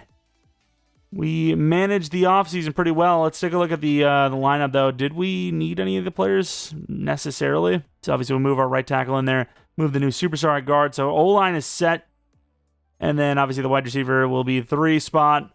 Just worry about, obviously, we have to move Mike Hall in, but really just worry about Myles Garrett coming up. But yeah, everything, we're set. We got every single position filled. Season number 7, Jerry Jeudy, potentially his final season as our starting wide receiver. We'll see. Of course, got another upgrade point. Oh, 93. Got another upgrade point from doing training camp, trying to keep him alive as long as possible. Our regression sliders are literally only 10% down. So, you start at 100 base, 10% down for all positions except for kicker, punter. I think that, and quarterback. Then those positions are fine on their own. And then defensively, we're looking good still. We're holding on. Mike Hall makes his way back. Has he played well without us? Probably not, right? Bayless had no problems. Yeah, he's really, he's played better last season, but overall, still just hasn't really done much. All right, I think this is where it's going to all collapse. Let's see. Mason Graham needs a contract. Doris, Atkinson, Newsome, Hobson, Judy, Matthews. Okay, actually not too bad. Obviously, Myles Garrett as well. We'll have to wait to see if he even sticks around. He might retire. Anyone else going forward? We have Phelps. Okay, not actually bad. Should be able to pull off all of this. I think we'll be fine. All right, so 50 mil. Myles Garrett wants that 30. Can't do it right now, but like I said, we might do it later. Yeah, not as good as I thought we'd have, because we're guaranteed to lose some of these players, specifically Josh Doris. Might be losing Newsome, might be losing Myles Garrett. We'll see. And here we go. Pretty damn good season here. Could be a bye week. It is a bye week. 14-3 anyways. I said 4-13. 14-3. We barely beat out the Colts there. Sanders, great year. Judkins, great year. Sanders could finally have won an MVP, by the way. Judkins, best year of his career. Oh yeah, I forgot. We went to the Chiefs playbook. That explains a lot. To be fair, it doesn't explain Judkins, though. Rushing numbers are usually not the best of the Chiefs scheme, but they were here. D-line in the Bills scheme. Bramble puts up 16 sacks, 21 for Garrett, 15 for Graham. Even Hall has 16, but let's compare Bramble this season to any of his other years. Doesn't sniff double digits, goes to the Bills, gets 16. Literally doubles his best year, first try. What a joke. Just why? Why does it play that much of a factor? Dicker misses 5 of his kicks out of 21, which is not a great percentage, almost 25%. And then, of course, Emmett, 51.5 per punt. That's pretty damn good. Kick return, punt return game. Kick return-wise, at least, not a whole lot of them. So I don't know if we're just getting pinned or we're just not giving up much scores. But either way, Shedeur Sanders, MVP. There you go. Almost Offensive Player of the Year, which would be kind of weird. It's like double down. Almost never works that way. P. Ryan with the Rookie of the Year win. Defense Rookie of the Year, number 3 for Roach. Number 1 QB. Number 2 running back. I thought it would have been number 1. It's the well there, but no. Wide receiver, no. O-line, number 6 and 9. Looking at the D-line, we had number 3 and 4. Oh, and 7. Linebackers, no. DB, definitely not. And then kicker, I would be shocked. Of course, bye week. Don't need to play that game. Not that it matters, because we're going to be simming these now instead of going in each time. We beat the Raiders, not by much though. Then we have the Chiefs. Winner goes to the Super Bowl. And was it us? It was us. Did we go? I mean, for the Super Bowl, do we go in? Especially against the Lions, who robbed us of the first one. I think we do. 96 overall, by the way. We have really done well. Of course, we're going to be losing a lot this season, but Sanders, finally, he's finally gotten to Superstar. It took him winning MVP to get it, but hey, at least he's got it. Don't really care how hard it was to get it, as long as he got it. Of course, Maurice Grubbs, now an X Factor as well. Look at these ratings, though. Great route running, very good catching, obviously super fast. A little short, but hefty enough. Definitely a tight end, not really a wide receiver. And then defensively, Hall still star dev. No one goes up. It's fine, though. Let's go in against the Lions. Try to get that 2 out of 3, and more importantly, the revenge on them. All right, here we go. End of the game. Detroit 7 to start it. 7-7 after we bounce back with a touchdown. Nice stop, no score. They get us out, back-to-back stops. Halftime scores 14-7. Now entering the fourth, 14 all. Huge drive, no score. We get the stop. Huge drive. We do get a score, and we will seemingly run the clock out, get a revenge against the Lions, and have a 2 out of 3 Super Bowl winning streak. Browns versus Lions, a little bit of a classic one here. You got the two, basement dwellers, if you will, for a while. Of course, one of them definitely have climbed out. The Lions. Wish it was the Browns, but, hey, the NFC North is kind of popping off. It's fun to see, although somewhat annoying.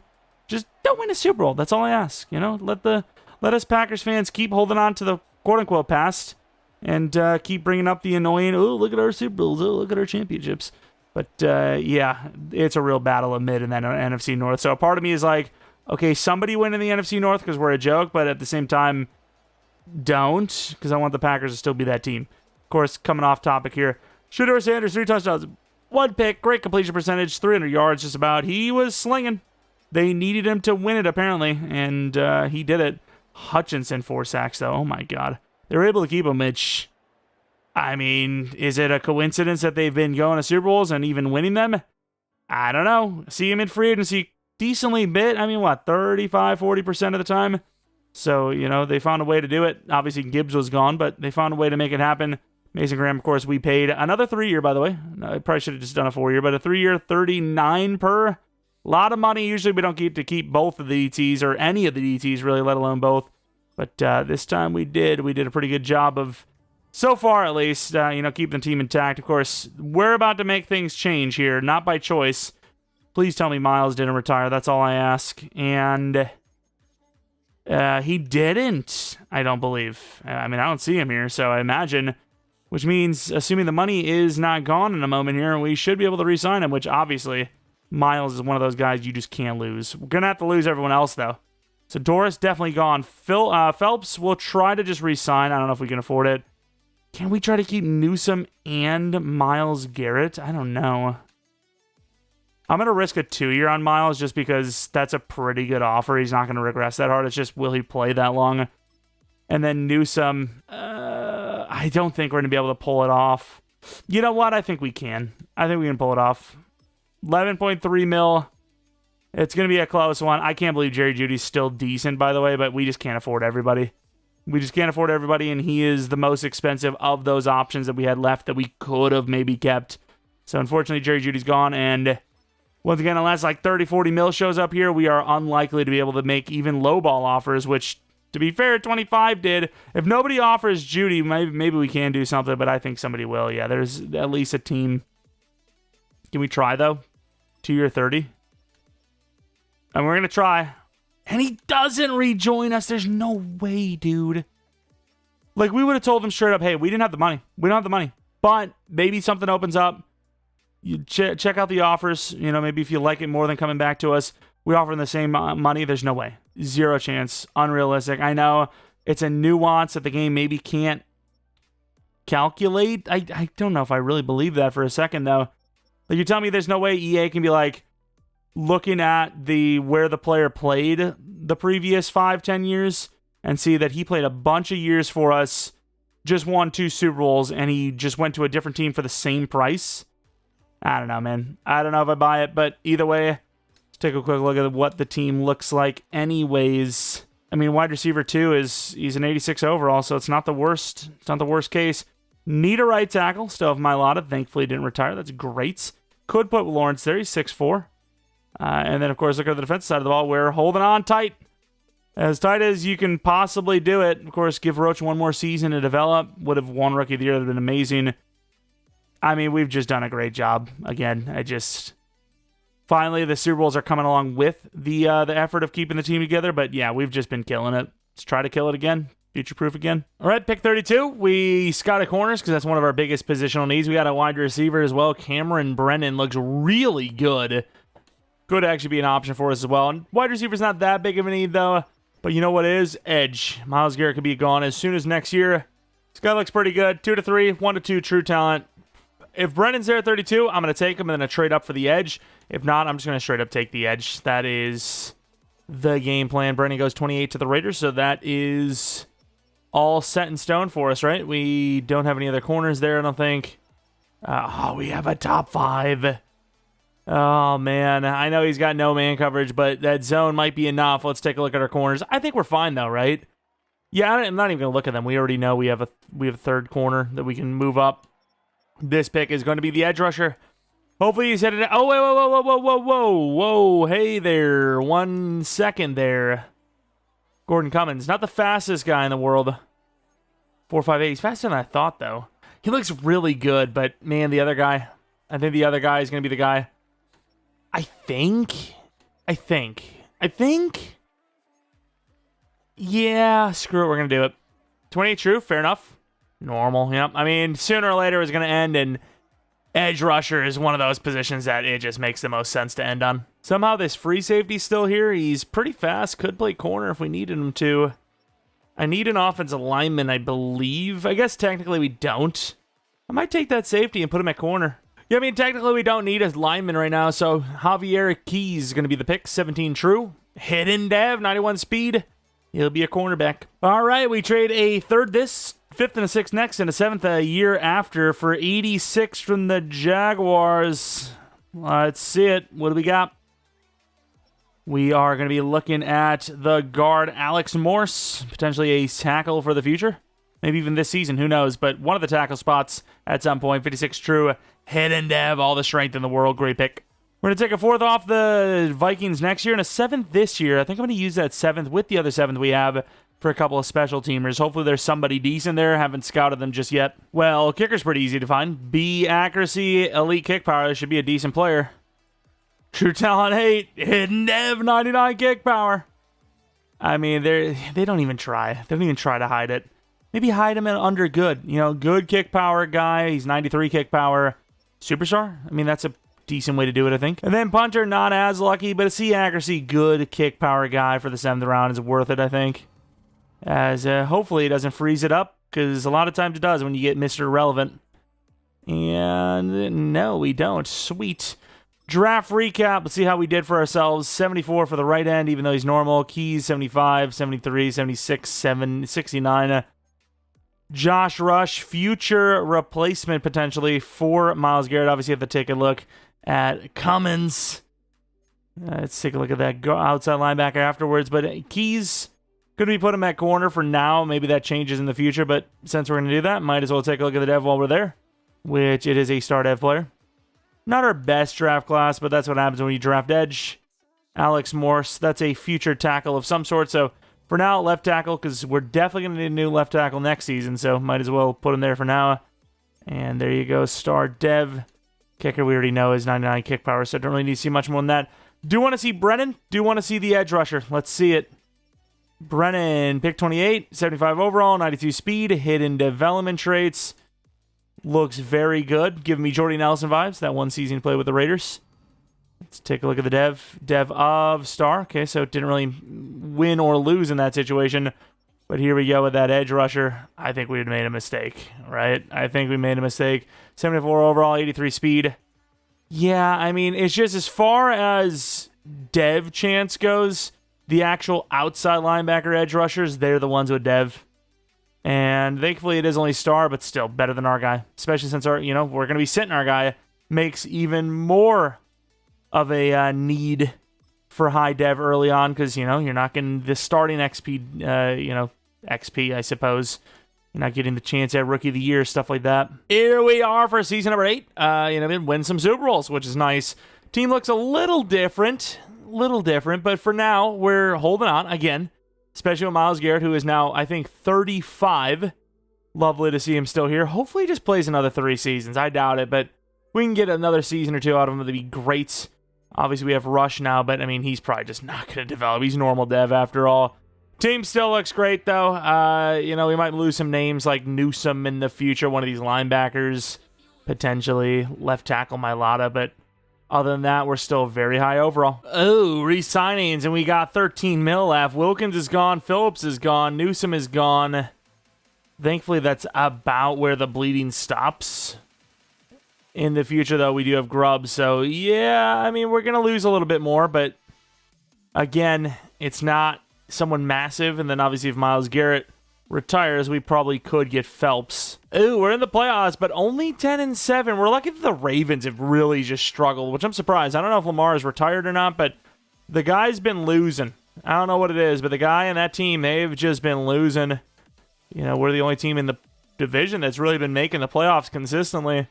But either way, that's all that matters. I don't really care about them, so I'm fine with it. Shedeur Sanders still looking great. Judkins, unbelievable. He's been great so far. I'd say so far as if his career's not kind of coming to an end here. He's getting up there in age. Receivers pretty good. B. Ryan and Davis even involved, especially Davis, unexpected. O-line gave up 9 from the center. D-line, Garrett and Bramble, unbelievable. Graham, solid. Hall, not too bad. Picks, not great. Rookie kicker, not good. Punter, greats. And nothing going on in the special teams as per usual. Yearly awards, Anthony Richardson wins the MVP. And we win Defensive Player of the Year with also D-Line of the Year. You see, Myles, there's plenty of time. Just continue playing at a high level. And everything will be fine. Either way, the Colts, speaking of, Anthony Richardson, MVP. Can we beat them? We can, only by 1, though. Then we have the Raiders. We're on the road this time. Got to get them win as well. We got the Bills now, 12-5 Bills. We will, I don't even know. It says extended. I think that means we lost. Championship round. We do unfortunately lose. Let's see how we lost, though. Curious to see, who was the culprit. Who was the main one? Who sold? 3-point game.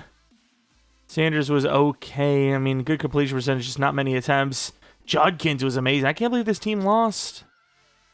Very surprised by that, but just didn't score enough, I guess. Sometimes not because of one specific player, this, that, and the other thing. Sometimes you just get slightly outplayed. One team's got to win. You can play as well as you want, but if the other team plays just slightly better, you're going to lose. Just how it is. Let's take a look at the winner of the game. It is the Bears. Wow, look at all these storylines. Big one, though. Speaking of storylines. Oh, man, we're negative in the money, by the way. But is Myles Garrett still there? He is. I was about to say he better be, because if not, the fact that we're negative and he's gone, that would be a huge L. Got a bunch of storylines we're going to get into, and hopefully, look at Josh Hines-Allen retiring before Myles Garrett. Hopefully, get another season out of Myles after this. Literally, it would be the final season that he would have retired for. So just play one more after this, and everything will be fine. Oh, Lord, negative $2 million. We're going to have to restructure some players just to get through the freaking draft process. We're going to lose our safety, lose our corner, lose our everything. Lose our tackle. Thankfully, though, Myles Garrett's still here. And then $38 million shows up out of nowhere, so maybe we can get Phelps back at least. Look at all the quarterbacks that are here, though. Yeah, I would like to get Phelps back if you don't mind. Some other teams want him. Stop thieving. Damn, Fitzsimmons was wasted. These guys just keep trying to thieve our players. Give them back or else, okay? We're going to lose him.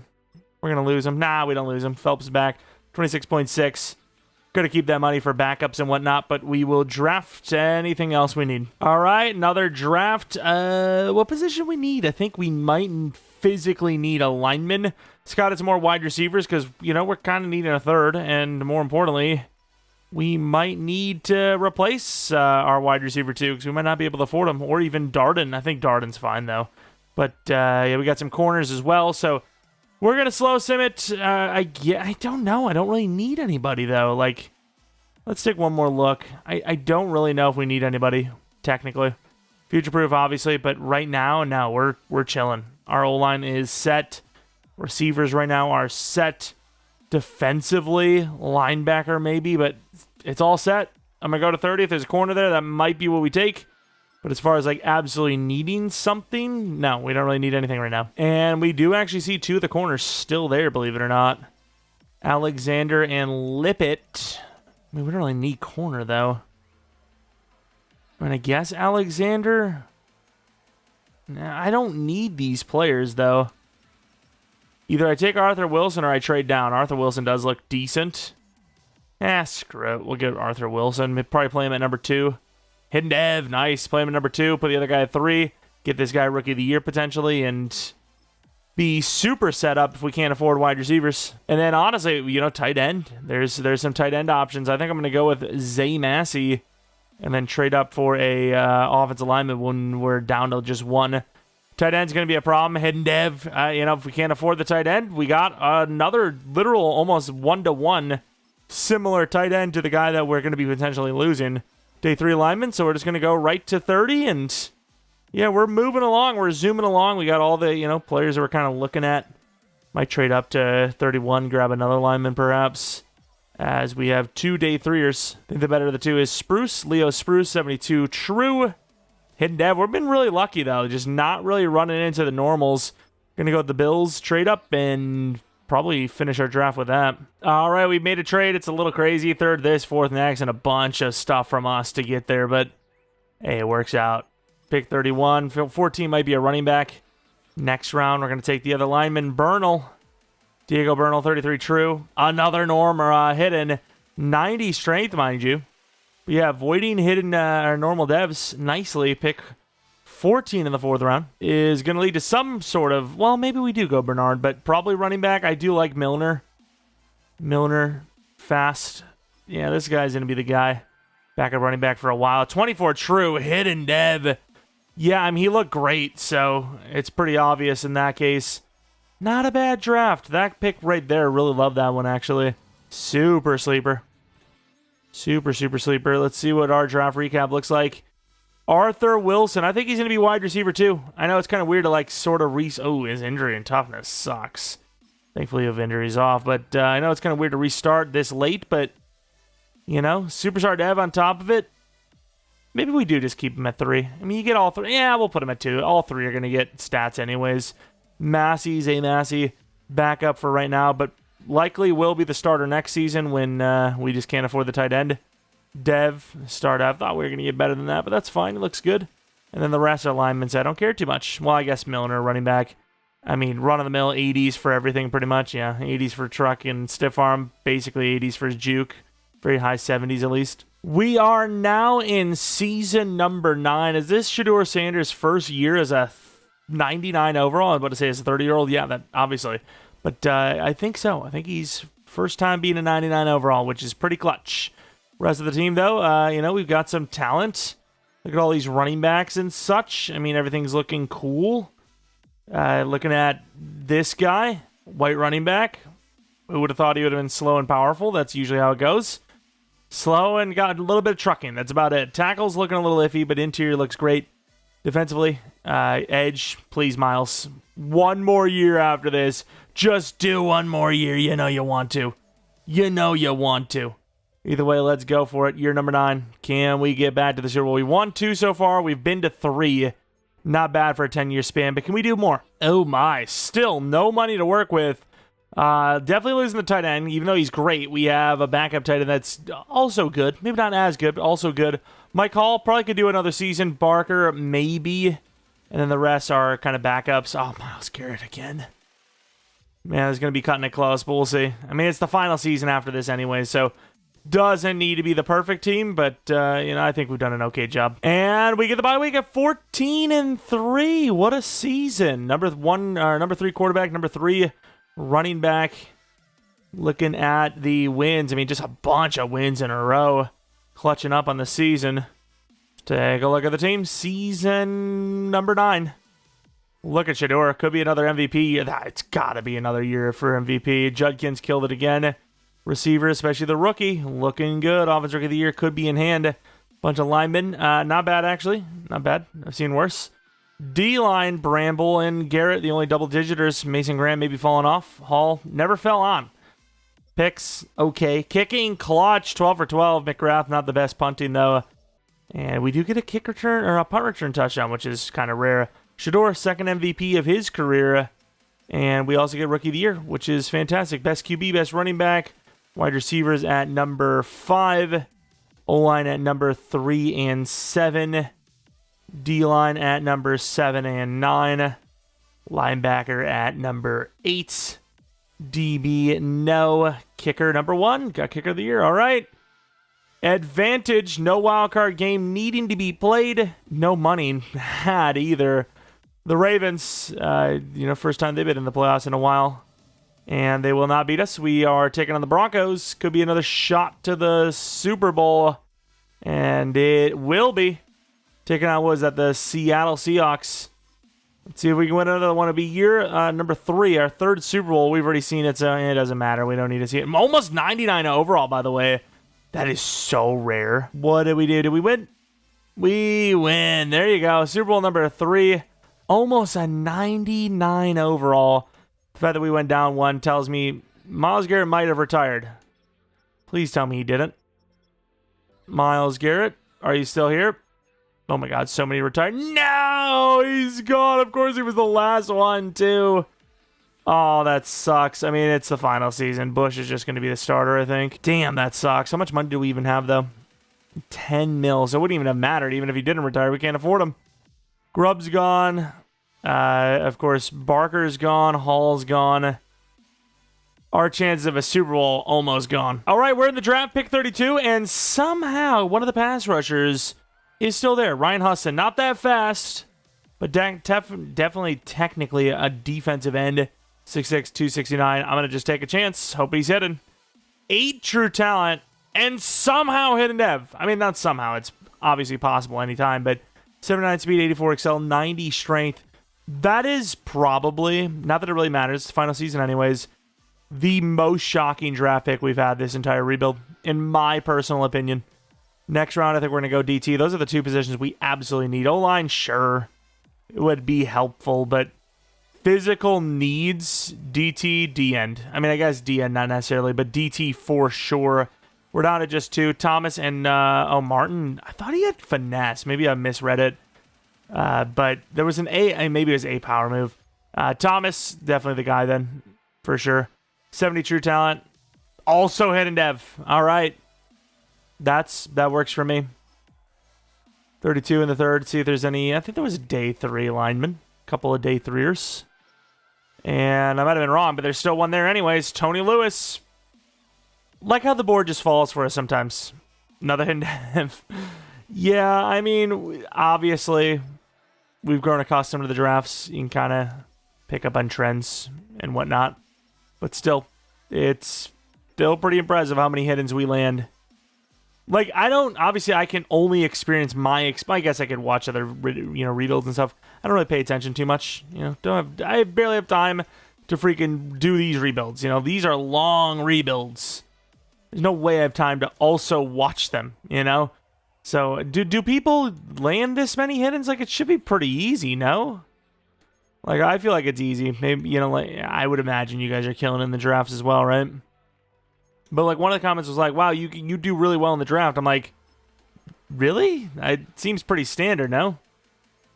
Like we get a pretty good idea of how many, draft picks we need to make trade-ups, and it's all just like second nature at this rate. And unless they change a lot for Madden 26, which I doubt it, probably going to do pretty well early on there too. Deion Harper, 97 true, normal dev. Fine, it'll happen every once in a while, but still, he's obviously great value for that pick. And honestly, even though we don't need to trade down because we're not going to use these picks, I don't need anything else. We're going to trade these down for a future that doesn't even technically exist.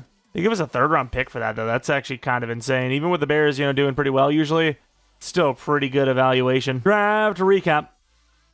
We have 76 overall Huston, 72 overall Thomas, 74 overall Lewis, and 71 overall Harper. Definitely want to take a look at Huston the most. I can't believe Myles Garrett retired on us the final season. How could he? How dare he, honestly? Superstar dev, there you go. Okay, maybe don't worry about it. 71 is a disgusting number, by the way. A disgusting act, if you will. 54, I like that number a lot. I like it. Philbin in our freaking Chupacabra franchise. I think it looks cool. I don't know why. 54 for a DT. I do feel more nose tackle for that position, that number, but that's fine. Gonna change Huston to either 90 or 50s as well as we enter our final season. The final season. One thing I've also noticed, haven't really thought about it, but Judkins is definitely regressing. Speed has taken a hit. Overall, in general, has taken a pretty big hit. Almost the perfect season for a final season. This season / next season would be the perfect one.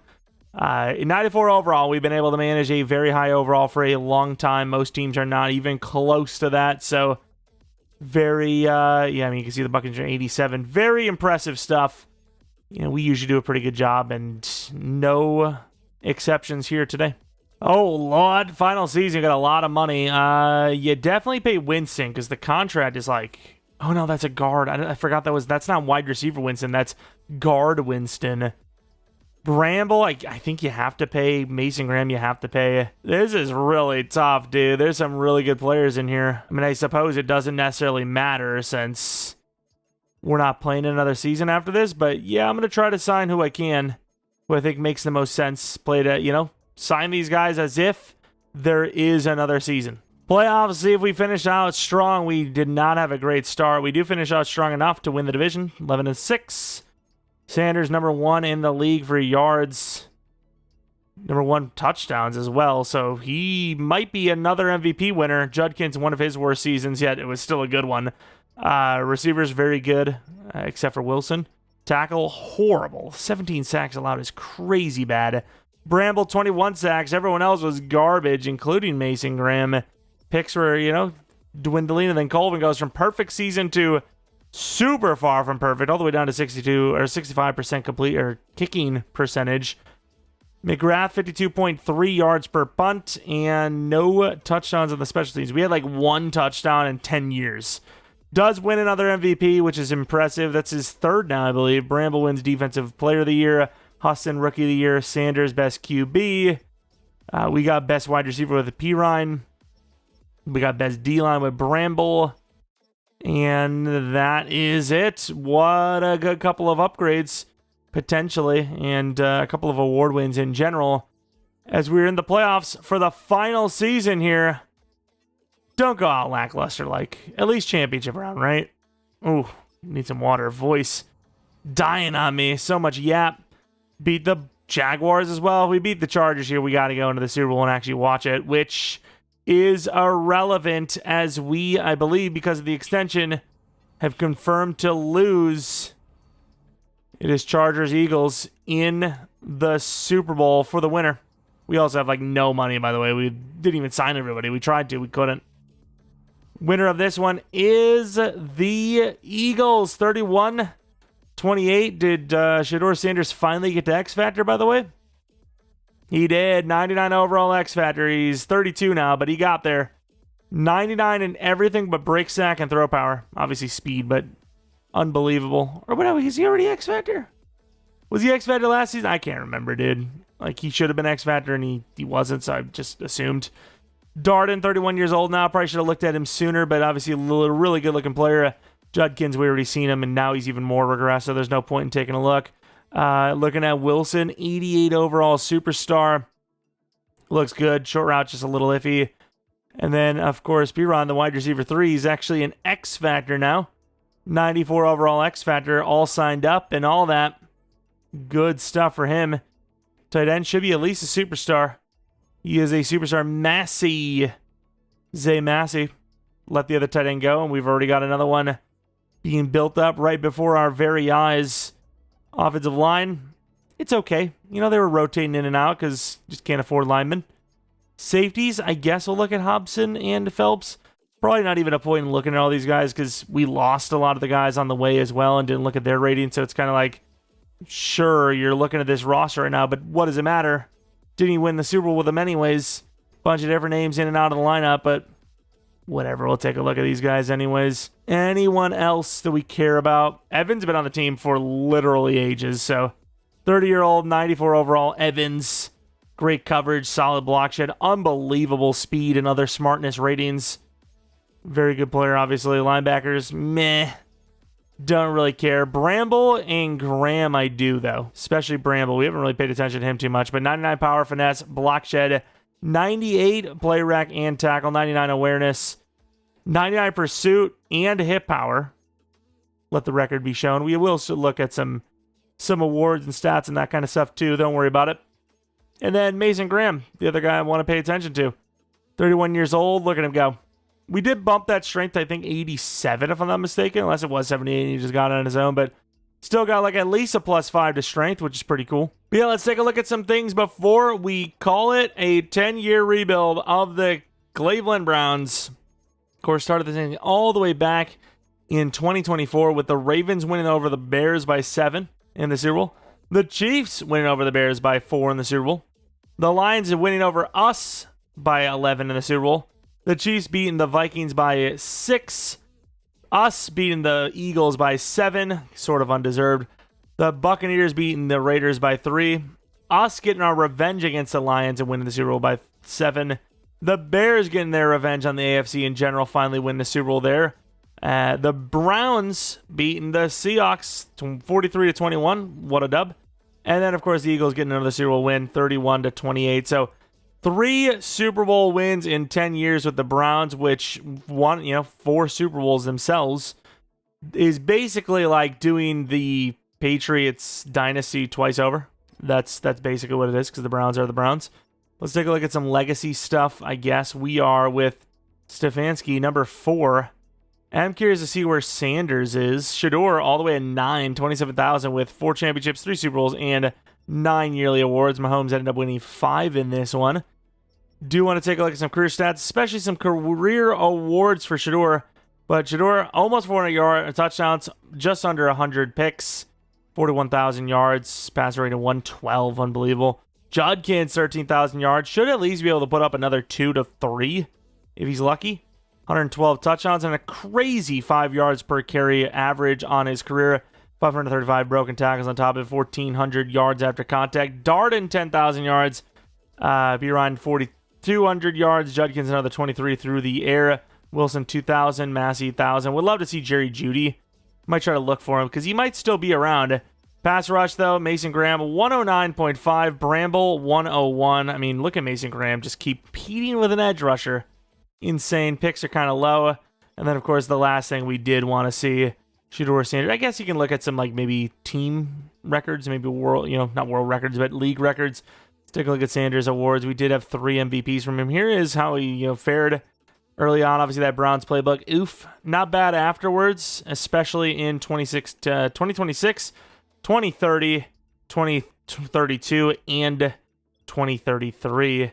Rushing in his career. Actually, a lot of numbers there, believe it or not. Let's take a look at the awards, though. He ended up with 3 Pro Bowl appearances only, which is crazy, mind you. 3 best QBs, 3 MVPs. For the final check, I got to look at that record book. We have to look at the record book. So, career. Do we have anybody beating careers? We do. Sacks, Myles Garrett, 233. So, we at least know about that one. Looking at the season passing touchdown catches. Is that Dontavian Wicks with the Raiders in 2030? That's insane. Max Crosby, another Raiders one with 26 sacks in 2028. Then we look over at games, which I highly doubt. Oh, no, that's 19. I think I fell for that once before. I don't know what it is. The number 30 tricks me, dude. I'm pretty sure I fell for that again. Unfreaking believable. We'll look at some of these rookie award wins in here that aren't real life. Rookie game. Penix with 7. Holy crap. Unbelievable. Then look at the team ones. Browns. Shedeur Sanders with all the quarterback ones. Judkins with all the running back ones, which is crazy. Darden with all the wide receiver ones. And then Garrett with all the sack ones. Other than this Darden, the free safety Darden, we actually beat all of the career Browns records with the guys that we had in this one. Not really necessarily surprising. Almost the same thing here with rushing or with passing stuff, with season stuff. Jim Brown, though, with the seasons, definitely unbeatable there, at least for us. Jerry Jeudy, though, took 2 of them. Myles Garrett with another 25er in a season, in a game. Wow, Shedeur Sanders, 489. Didn't even know that was a thing. And, of course, Darden and Garrett, again, doing their thing. Garrett, obviously, in real life, but still, it counts. As far as rookie season, Judkins, 1,200 yards rushing. Darden, 1,200 yards receiving. Pirine, touchdowns of 16. Darden, 91 catches. And then in a game, we have Darden with 3 touchdowns. Anyways, that is gonna be it for our very long, hopefully under 2.5 hours, 10-year rebuild of the Cleveland Browns. If you guys have another team you would love to see, obviously let me know in the comment section below, or by leaving a like and subscribing if you're new. That lets me know you want to see more 10-year rebuilds. Not exactly sure what team we do next, but like I said, you guys can suggest that. Of course, College Football 26 would be basically maybe even up and live by the time this even comes up, because, you know, the New Zealand trick, I imagine, is going to work, and technically that would be Sunday, right? Either way, you'll see college football content one way or another. Not exactly sure what. Definitely Road to Glory a little bit at least, and then maybe some Dynasty. Don't know if we'll do a rebuild there. It's a long one, dude, and like I said, it's not really for me, but maybe we'll give it a go. We'll see. Anyways, appreciate y'all watching. Hope you guys come back for next video. But until next video, see ya. And again, shout out to all the members of the channel. Really, truly do appreciate you guys a ton. If you're not already a member out there thinking about becoming one, click the join button next to the subscribe button. All the details will be in there, including the fact that we do a monthly members-only rebuild on the 15th of the month. Of course, that might change with College Football 26 and Madden 26 being out. You know, when they come out, might have to change some things up. Perhaps, not guaranteed, but perhaps. And of course, almost at our 50th member. We're 1 away. We're at 49 right now. It's not like a crazy milestone, but it's a milestone. It'd be kind of cool. Obviously, you know, that'll fluctuate anyways, but that would be an all-time milestone high at 50, which would be sick.